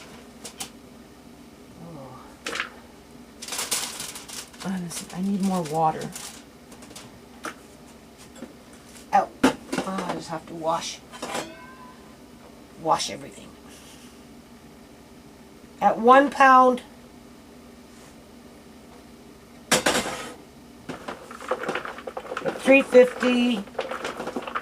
At what I calculated, at what I had, it worked out to about $85, not including what I would have spent on the jars. The jars were probably, I used 6 full quart size, so that you can say $10 there, and we'll just say a full case of pint size, which is probably another $18. So we'll just say we'll round it off at $30 for jars, right? The only thing is I saved money on the lids, because with the tallow, I didn't put those lids in the freezer. I have them over here, and if you go buy lids, just lids by themselves, they're over $4, almost $5, right? So we can take off $5 off that $30, so it cost me $25 for the jar. If I would have had to pay for that lard, it would have costed me $85. So after the jars, I saved myself $65 by doing it the way I did it. Plus, I got the crackling, okay, a fair amount of that. And I get to reuse my jars over again. Yeah. So this is where, if you use animal fats, try and find a way, even if it's doing what I'm doing right now, to get your, and of course that's not big enough. Oh, maybe this way. I want to keep everything inside. Oh, people, I didn't make this big enough. Oh boy, I'm gonna have to wash my hands and redo this again. Andre, can you turn off the camera? I'm gonna go wash my hands. I need bigger tinfoil for what I'm doing here. Okay. So obviously I had to use the last chicken to be the smallest chicken. But that's okay. So anyway, that's my little leftover, what is that called? Stuffing. I think the camera needs to be charged. Yeah, I'm sure. After this, I'll plug it in. So, as you can see, right? Anyway, it will all come together. And then just... Can we eat that one? I'm canning. Oh, there's chicken in the fridge that I just did, okay? There's those chicken thighs. Those ones. Okay. What's that? I forgot about those ones. Yeah, there's still 1 or 2 left in there. You can have that. Okay. Because when it gets, it's not, I'll be lucky to get 6 jars out of this, Andre. This is for canning. Okay? You can have a little bit of stuffing if you want later. The stuffing I can't can. But do you see now? Right? So, now we gotta try and get it all in here. Okay, so that battery ran out. Now I'm over here. So just to show you how much fat we got off of those 3 chickens. That's a lot, people. By the time I render that, well, I'll probably get about a pint. That's what I'm thinking. And then the crackling, which will be fine. Right? So this is where you can, I don't want to say cut corners, but you can maximize on the money that you're spending on this food that you're buying these days. See, my eye is starting to water all of a sudden. I told that to this doctor. I said, I don't know what's going on with this eye. It's been going on like this for a couple of months now. Ever since I whacked it with that, when I was outside, when I was working, and that thing went whoo into my eye. It's been every now and then to get all whatever, and it's filling up with liquid. I can feel it. So I don't know. I think my tension headache is coming from my eyes because of the freezing agent, and they're poking and they're looking, and you know, and just whatever. But anyway, I'll be back. Hold on. Okay, so as you can see, that's the stuffing. I'm gonna make broth with this. I thought I'd show you. It's not too bad. That will all go into jars. This is the chicken fat. I'm putting them in smaller jars. Then I will freeze them. The crackling I will freeze. So hold on. Okay, so now it's like 3:15 in the morning a.m. the next day, November 19th of 2022. Obviously I slept for a while, but I've been up for a few hours, okay? So basically what I've done is I got 2 half-pint jars of chicken lard. Don't see it as fat, see it as lard. Okay? So that's enough for frying for 2 meals, alright? And then we've got the skin, which is a crackling now, which is very tasty. Okay? So of course, I'm just going to freeze it. You can hear it. Oh, it's so good. Okay? And then, now, because there was stuffing inside the birds, you're going to get a little bit of bread into this broth, which is fine.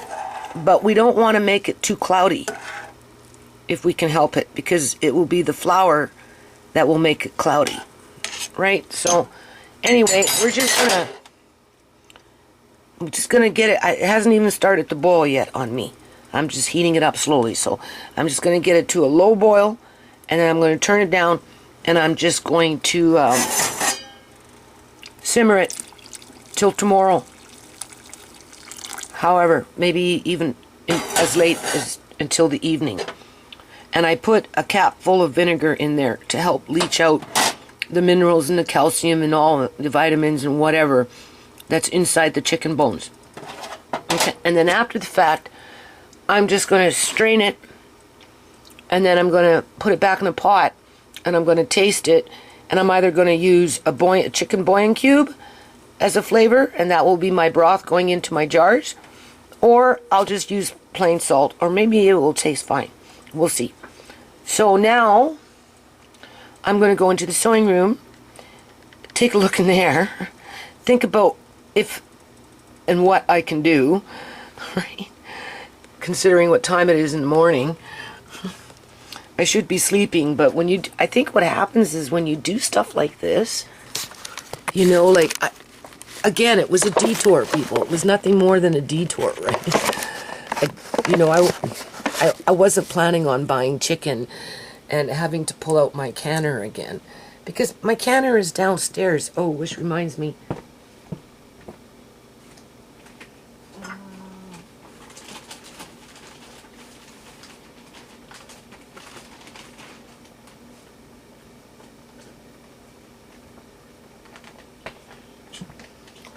If you do any kind of canning, I'll just say it now, right?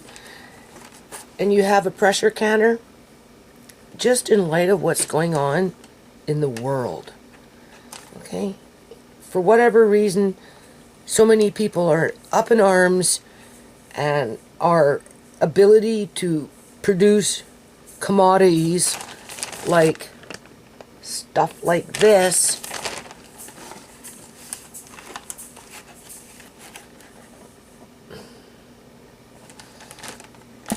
you know, what I'm trying to say is, if you have a pressure canner and you use it as regular as I do, or you want to keep it in the family and pass it down to the next generation, right? I would recommend getting spare parts now while you can still get them. Okay, this is a gauge. Steam gauge, right? In case something breaks. Now, I've been using this canner like a good workhorse here for quite a long time, so I decided to get a new ring, little pressure valve there. I got a new gauge just as a backup, and I'm gonna get this other little piece the next time I order on Amazon. And then I have all the parts.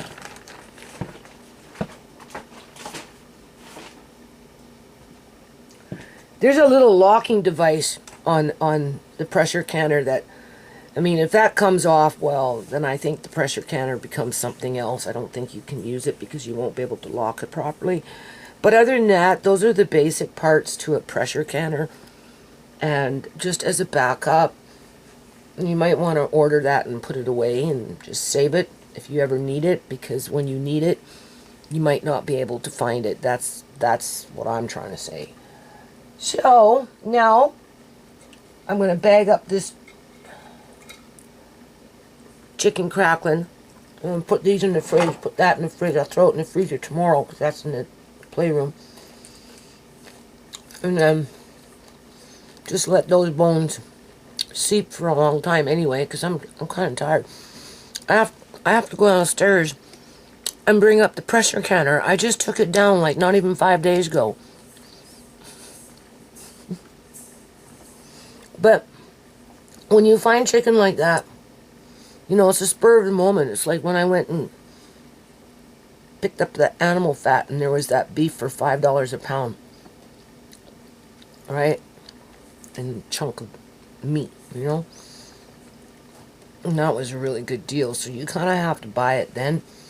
Oh, I can't remember, what was it, $40 I paid for these 3 chickens? I already forgot. And I'm trying to calculate in my head what per meal will be after the fact of breaking it up into, well, it's not really a meal, but when you think about it, it is. Because if you don't have oils or lards, right, shortenings, there's just some things you can't do. So that's important, right? It's really kind of considered a meal.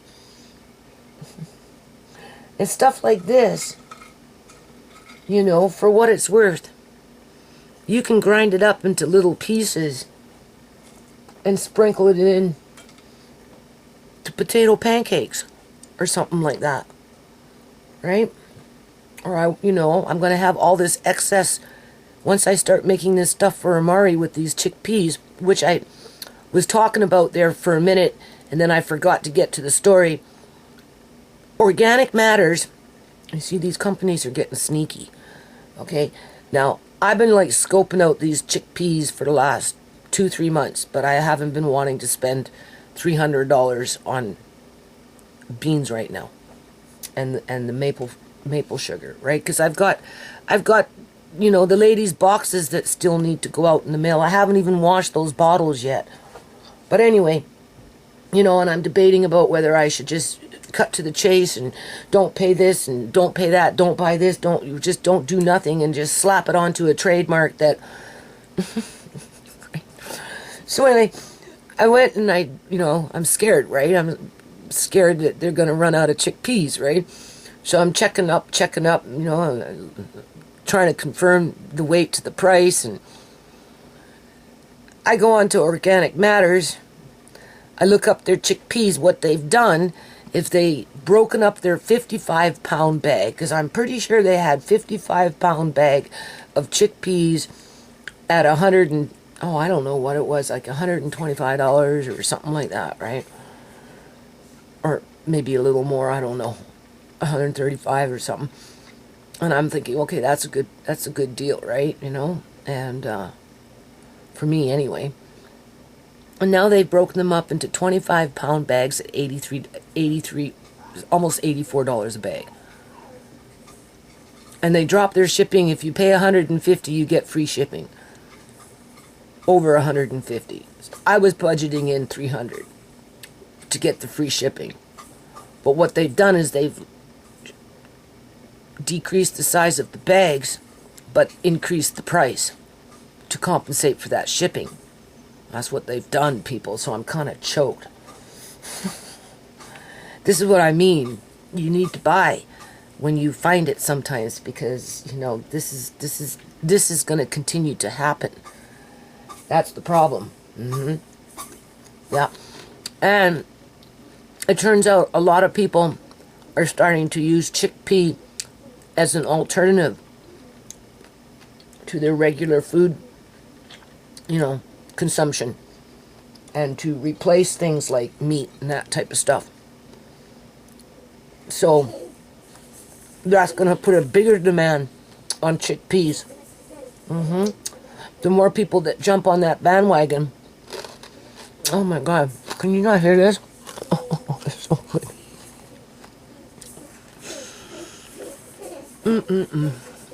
You don't know. It's just grand. Oh my Lord. Anyway, I really want to end this video in the sewing room. And then we'll start fresh tomorrow with the follow-up of this chicken. And I'll try and do the math on what it is that maybe is, out of your $40, how many meals do you get out of it? I do plan on counting the chicken in quart-sized jars only because it's simpler and it's faster. And, if my son was cooking cooking one jar would be enough to go through whatever it is that he's making for everybody, because he gives to Andre all the time. And he's, passing me food, right? So, quart-sized jars work out pretty good, right? In this situation. So I figure I'll probably get, I don't know, in light of the amount of chicken that I pulled out between those 3 chickens, I'd say maybe 5 to 6 jars, which would be fine. Works out pretty good. And then we've got the crackling, and we've got the lard. And I don't think I'll have too much broth. We'll see what's left with broth, okay? But probably not enough to can by itself, in terms of, that's only 20 minutes in a canner, right? And then, because the canner's coming up, again, you think I'd learned my lesson. I think this time I'm just going to cut to the chase and bring up that fish that's frozen. I think it's halibut, I think. Could be mackerel, it could be halibut. It's one or the other. It's only fish ends, but it's frozen. So I'm going to bring that up and let it unthaw right along with a couple packets of that black cod. And I'm going to do pretty much the chicken and then the fish pretty much back to back, so I can put my canner away again and try and just ignore it for a while, because it takes up time, right? And takes up space, and there's other things I want to do. So that's why we're going to take the camera now into the sewing room, and we're going to take a little boo, and I'm going to try and focus some energy in there, because I really do want to make Amari some little pajama pants and those kind of things. Just simple little stuff to get me through hard times, right? Being that I have the fabric, the elastic, the sewing machines, the needles, the thread, the scissors, the patterns. I have everything. I just need to clear off my table, have a little room to move around, and just do it. And then, always have in the back of your mind the power of suggestion. Your doctor says, "Oh, you're seeing pretty good." Okay, well, I'm glad you think so.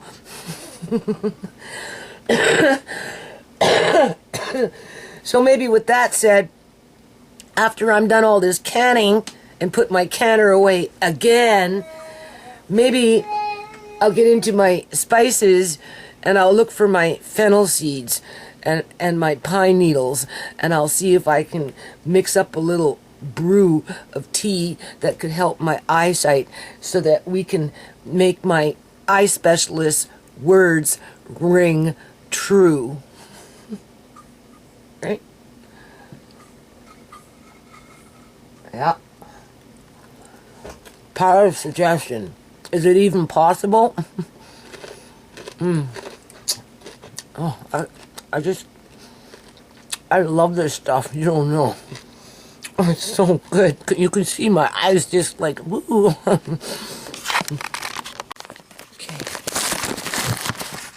Now I'm in the sewing room. Oh. It's like 3:30 in the morning. I went to sleep. Well, I laid down. I turned off the chicken. It was in the oven. He keeps the same time schedule as me. Or I keep the same time schedule as him. Whichever way it goes. So anyway, I don't know what it was. 7 o'clock or something like that. And it was too hot to take apart, right? And I had just started that fat and everything, so I thought rest for a little while, right? I fell asleep. And then I woke up at 1. Obviously, he fell asleep too, right?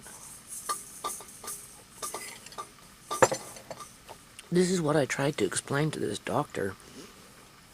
Like, he wants to put me on a... And it's hard just keeping up with Amari's medicine every 12 hours, right? Because, sometimes he's sleeping, sometimes we're all sleeping, just whatever. It's really hard to I don't know.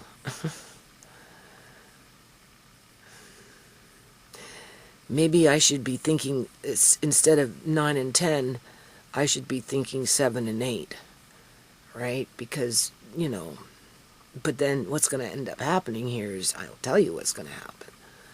I'll be in here for a couple of hours, he'll play for a couple of hours, and then by then it will be 5:36, and because we've been up since basically 1, right? But didn't get a full sleep, right? You're going to want to sleep for a little while. So I just turn everything down, lay down, cat nap, and he'll cat nap, and then you miss that, whatever schedule. You notice how these doctors got us on schedules with this medication? Huh? I'm noticing that. Right, with that seizure medication with Amari every 12 hours, and now this other doctor wants to put me on medication every 12 hours with my eyes on top of continue using the same medication I'm already using once a day. Like, come on. Right? Anyway, I'm trying to just be brave through it all, people. Every day I tell myself it's gonna all end soon enough. Don't wish for it any sooner than when it comes, right? In terms of when my life ends. Because some things, that's the only way I'm going to get off the rigmarole of, right? And even then, even if I was to go completely blind and just sitting here waiting for somebody to talk to me or whatever. That's right, Amari. I know you'd always talk to me, wouldn't you? Huh? Yeah. And then wait for it to come then, right? Shit. Anyway. So when I come into the sewing room, the first thing I like to do is just sit down and try and get into the zen, the hum. Because I'm tired, right? But not enough tired to fall asleep because my mind already slept. That's going to take a little while longer because the body slept. That's what it is. It's the body, right? Anyway. So I'm trying to decide what lights I want on. Right? So let's see. What I'm trying to decide what I'm going to tackle here. I don't know what to tackle. Yeah, you can only take out so much and put it someplace else, you know what I mean? But I have to keep up with it, right? Even if I take a detour, even if I take a detour, let's see what these corner lights get me. Oh. Let's see.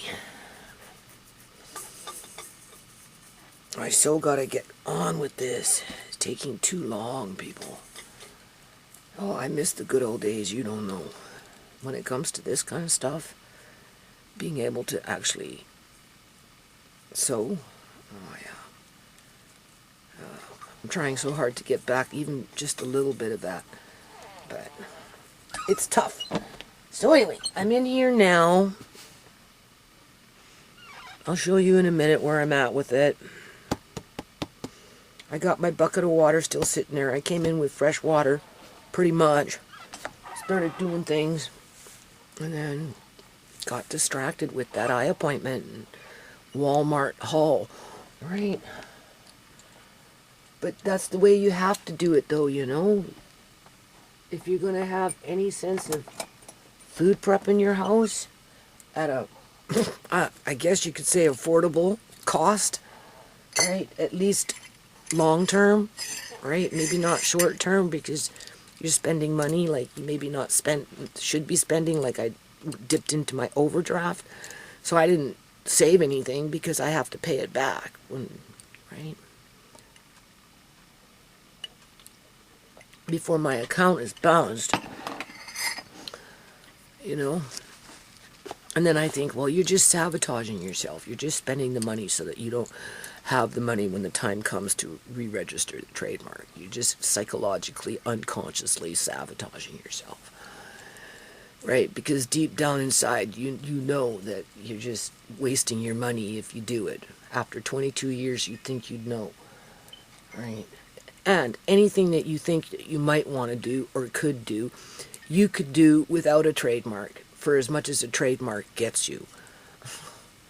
It makes me think of like a piece of property, like a house that you own, you invest, you build, you repair, you improve, you renovate, whatever, right? And you live, and you know, you paid your taxes, your mortgage is paid, you own it, right?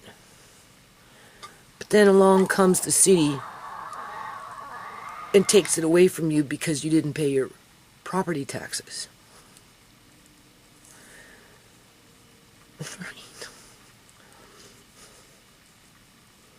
Just using that as an example, like the government of the United States of America wants me to pay property taxes on something that I already own.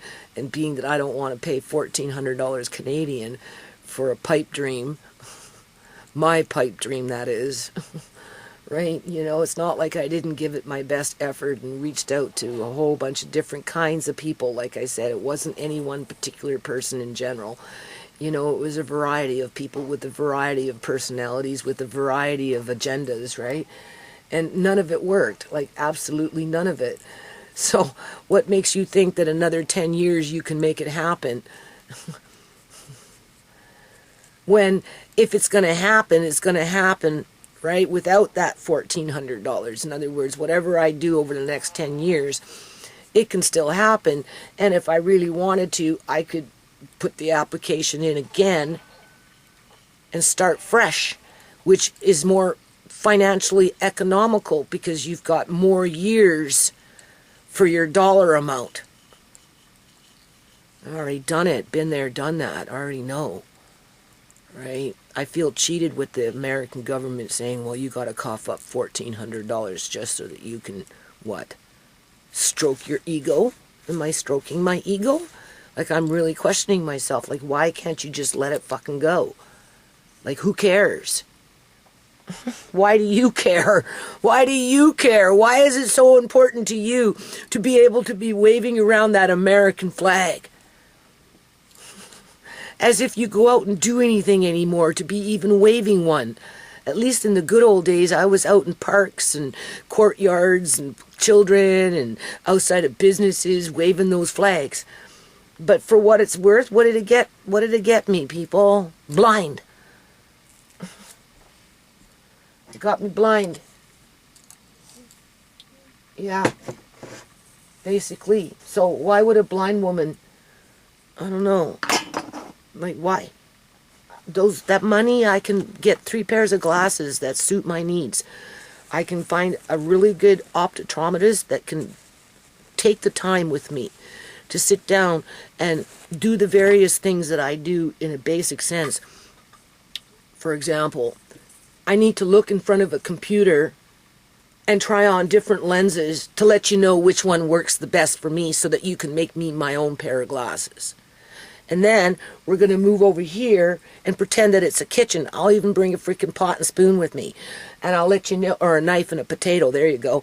I'll bring a potato and a knife, okay? I need a pair of glasses where I can, peel my potato and basically see what I'm doing without cutting myself, right? So, you need a patient, patient as in being patient with that person. I need a eye doctor that can prescribe glasses and make the glasses for me in a patient's kind of way, right? And the same thing with like walking, just general looking like in here now, right? Because I'm constantly flipping glasses around and I'm losing glasses. And so, that's going to cost money, right? 3 different pairs of glasses. But, if you're willing to pay, you can get it. And then it will help me a little better than what I'm going through right now. And it will help my eyes, too. See, like this, here's a pair of glasses. I don't even know if I can wear these in here. I don't even know why I've got them in here. I suppose if I want to go kind of close, I can see. But you see, the problem with my eyesight, people, is I've got, it's dark. And it's just, you know, it's, I don't know. It's just dark. Sometimes it's hard to, like in the old days, for example. I know what's in here, so I can see it because I already know. But if there's a bag here that has something in it, what do we got? There's all this junk up here. There's got to be something. Here's a bag. Let's see. I don't know. That just looks like, it feels like fabric. Anyway, if I have a bag, here's a bag. Well, I kind of know what's in here too, so it kind of defeats the purpose. But if I don't know what's in the bag, and I can't distinguish it right away just by feel, alright, I don't know. I can't, it's not clear for me to see. Never mind trying to read, but this is, I don't know, I need to put that, it's either fabric paint or it's stencil paint, one or the other. Either or. So, I'm in here now, I'm going to end this video because I'm probably going to make myself another coffee just to keep myself company in here. And try and get an hour or two anyway of moving things out. I'm trying to figure out what the priority is here, right? In terms of moving things out, so I can move along and get on with things, even in a small sense. So I'll show you, and then I won't get discouraged. I'll just keep working on it. So we've got this corner over here, and we know we've got the light up there if we need it, but we also know that I need to look for some sort of a sheer fabric of some kind just to protect Amari's eyes so he's not staring up at it and it's not glaring into his eyes, right? So that's on the burner, right? We know that I have to clear off most of this shit, at least a third, if not half. Half would be ideal, but I don't know where I'm going to put it. That's not as bad as it looks. That's pretty enough easy. Maybe I should go with the easy route and clear out so I feel like I accomplished something easy. This would be easy to clear out. So maybe I should focus here and then what it does. And then of course we've got the sewing table, you can see. Right? This mess. And then if I start with the easier part, stressing myself out too much at 4 o'clock in the morning, right? And then I'll get a sense of accomplishment because it will open up my serger. And if I can keep my serger open, that should be the goal now, right? Because we want to get into the machines, okay? Then it's been so long, people, since I've sewn. It's going to be like, where's the instruction manual? Oh, I forgot how to thread a serger, as if I can see a frickin' thread going through the eye of the serger. Yeah, okay. Right? I need to turn it on and make sure that it still works. Maybe give it a bit of oil. It's just like, oh my God. The point is we're going to get into it. So there you go. That's the goal. The goal is to clear out that, get the serger ready to start mucking with the serger. So, because we are going to sew, okay? I'm going to turn this little room into a discotheque too. You're going to watch and see, just like when I'm over there, I'm going to have 2 discotheques in my house. One in the sewing room and up by War Room 3. Yeah. And then that's when we'll start doing our little auctions and stuff like that. And we'll see. We'll see what happens, people. Like, there's a fine line when it comes to charity. Most definitely, because charity is like, it's like the Pied Piper calling the children and leading them astray. Because the people that control the charity, right? Not the charitable people, but the people who control charity, which is our governments, because by law, if you do any kind of gaming event, like a raffle, that kind of stuff, right? Like a lottery ticket, right? Or a raffle, that's right. For charity purposes, you have to register with your local government on a state or provincial level in order to be able to do that. Which is another form of, paying your taxes, paying your dues. And, even if you go through the motions and you make the application and, like back in the day when I wanted to do that 50-50 up at the Poncho's nightclub, had it booked in for a year on the weekends, right? Could have generated over $70,000 to $80,000 at least if it would have ran its course. And the provincial government approved it because obviously my, I's were dotted and T's were crossed and the numbers were all matching up, and I had 2 charities to receive the funds after the fact, right, in terms of legitimate local charities. One was with the shelter, and the other one was something to do more with youth, high-risk youth, street youth. So it's not like any of that money would have went into my pocket, because it wouldn't have, right? But my application to the city was denied.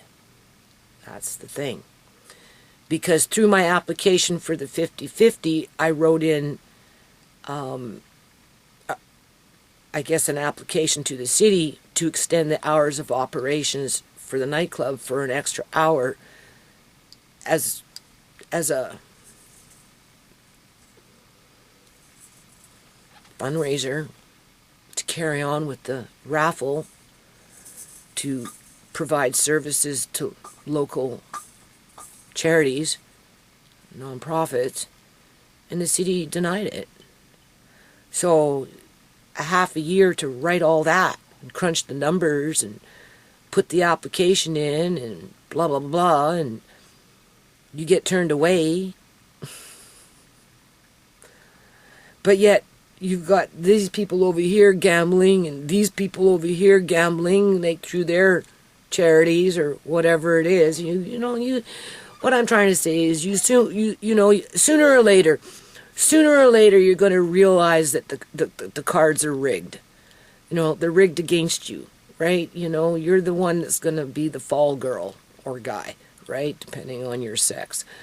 And another example would be like when I booked park events. The city would book me in on a weekend where there was no money, in terms of they put me into the poorest area of all of Surrey in terms of the residents that were solely dependent on government subsidies through their family allowance, child tax benefit, and their social assistance checks, right? So if you're coming in halfway through the month where nobody has any money because they're impoverished, and you're doing a park event expecting to get a result in terms of a fundraiser, you're gonna realize just a matter of time before whatever it is that you're going to be doing, you better be prepared just to give everything away, because you're not going to turn little children away from having a pop if they don't have the money. But yet, a week and 2 weeks later, you've got the city in there with their event on the weekend where the child tax benefit came in. So, of course, they're making money, right? And they're facilitating their agenda. That's what I mean by the cards are rigged against you, right? Pay. Pay for what?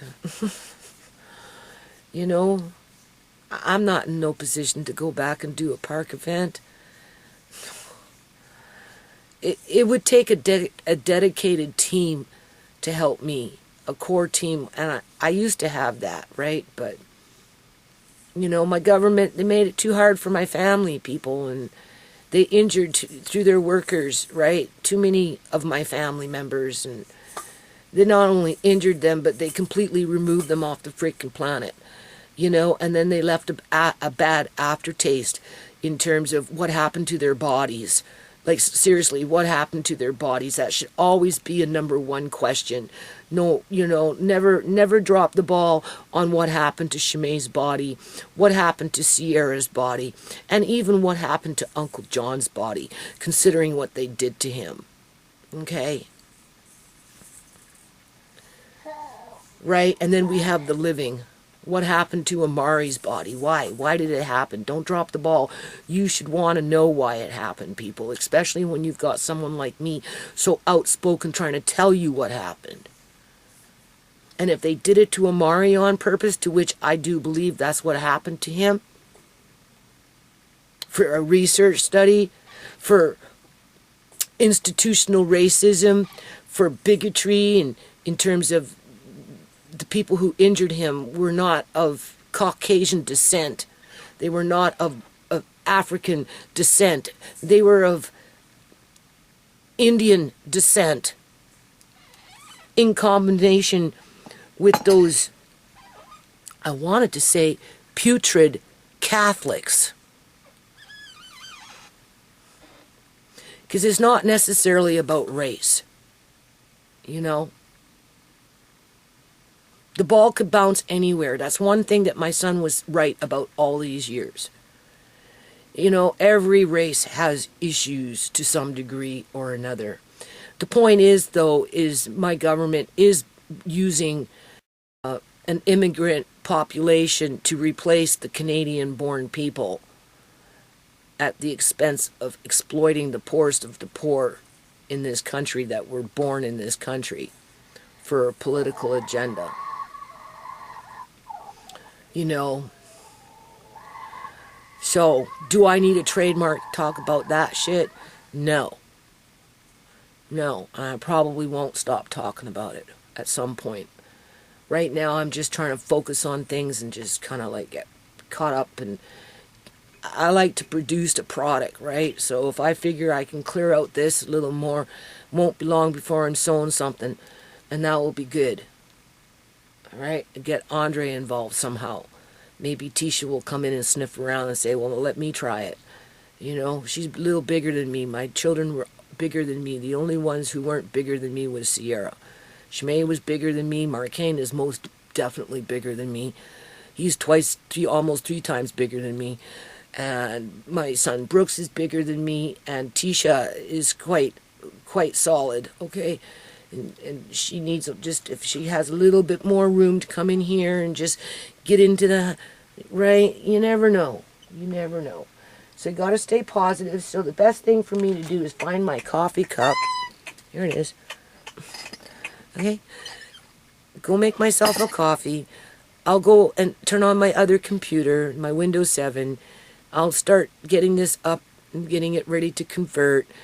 Or maybe I'll just leave it tomorrow and I'll just make my coffee and come in here and muck around for a bit, take a little nap, get up. Then I'll convert the video over, put it up on, I guess, YouTube. I don't know. I mean, it's pretty safe, this video. There's nothing really too controversial about it, right? You know, it's mundane, right? It's boring to some degree. You know, it doesn't have a lot of action.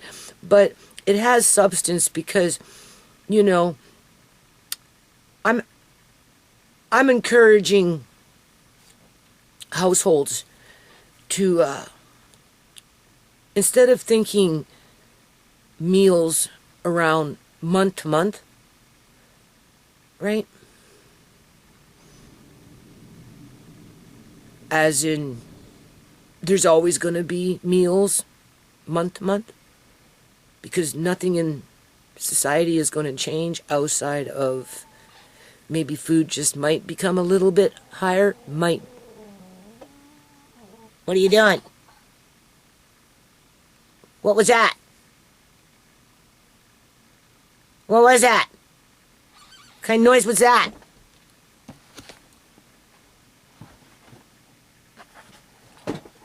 Andre noticed yesterday that Amari's coming up with new sounds. So, like, you know, like this chicken. we'll just round it off at $40. How many meals can you get out of $40? And what is the best method to store those meals? I'm choosing jars right now because, if hydro was to go out, my food will be in a better state of preservation than if it was in a freezer and the hydro didn't come back on for quite a long time. I'd be in a dilemma because there would either be a lot of food wastage or I'd be outside with my pressure canner canning on a over a fire. I would. Right? Well, I'd rather try that, right? Do that than just chuck it out or give it all away. I'm not saying I can't give some away and that there wouldn't be anybody there that wouldn't mind having it, but still, if you can get a few jars in, why not, right? That's assuming that you even have jars, but I've always got jars kicking around. I'd make jars. I'd find a way to be able to have jars to can up shit if the freezer decided to, the hydro went out for a week or two and whatever. And this is what's starting to happen for people all over in the UK, and it's starting to happen to people in the United States. I think there's something like 20 million people in the United States who are behind on their hydros. That's a lot of people.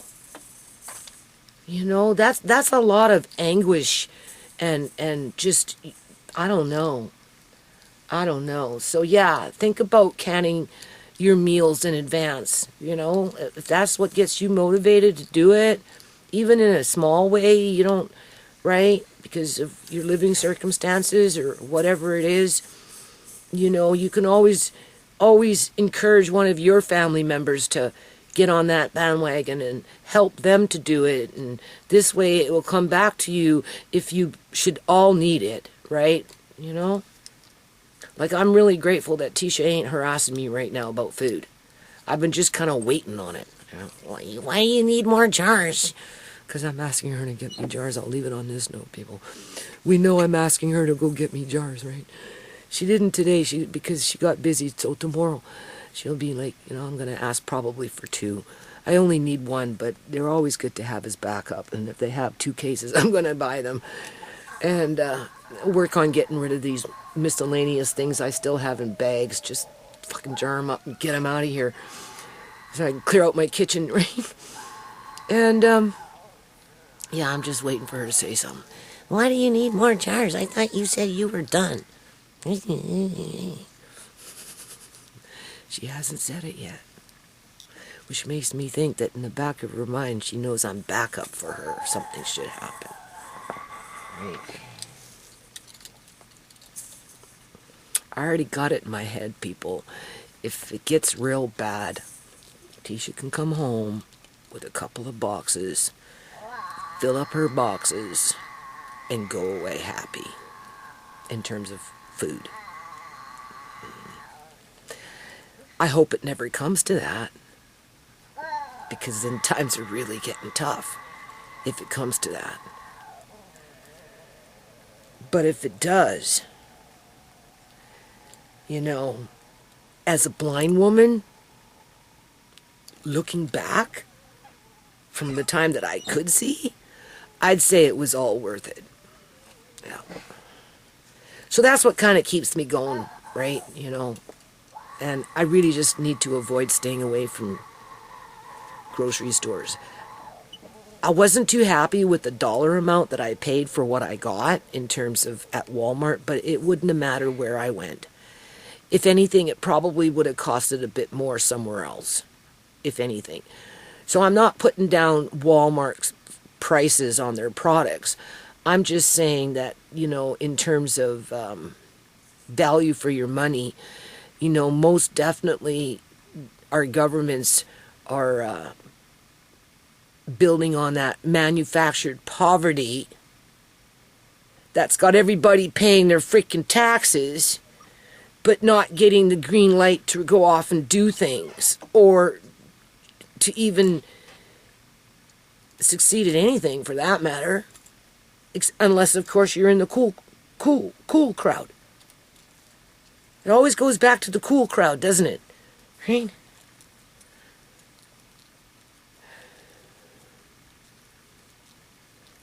So anyway, that's what's been going on. That's how I'm thinking about the trademark in terms of, you don't need to be in the cool crowd in order to be able to do whatever it is that you think you're doing. Right? So whatever it is that I think that I'm doing, I better get on it, okay?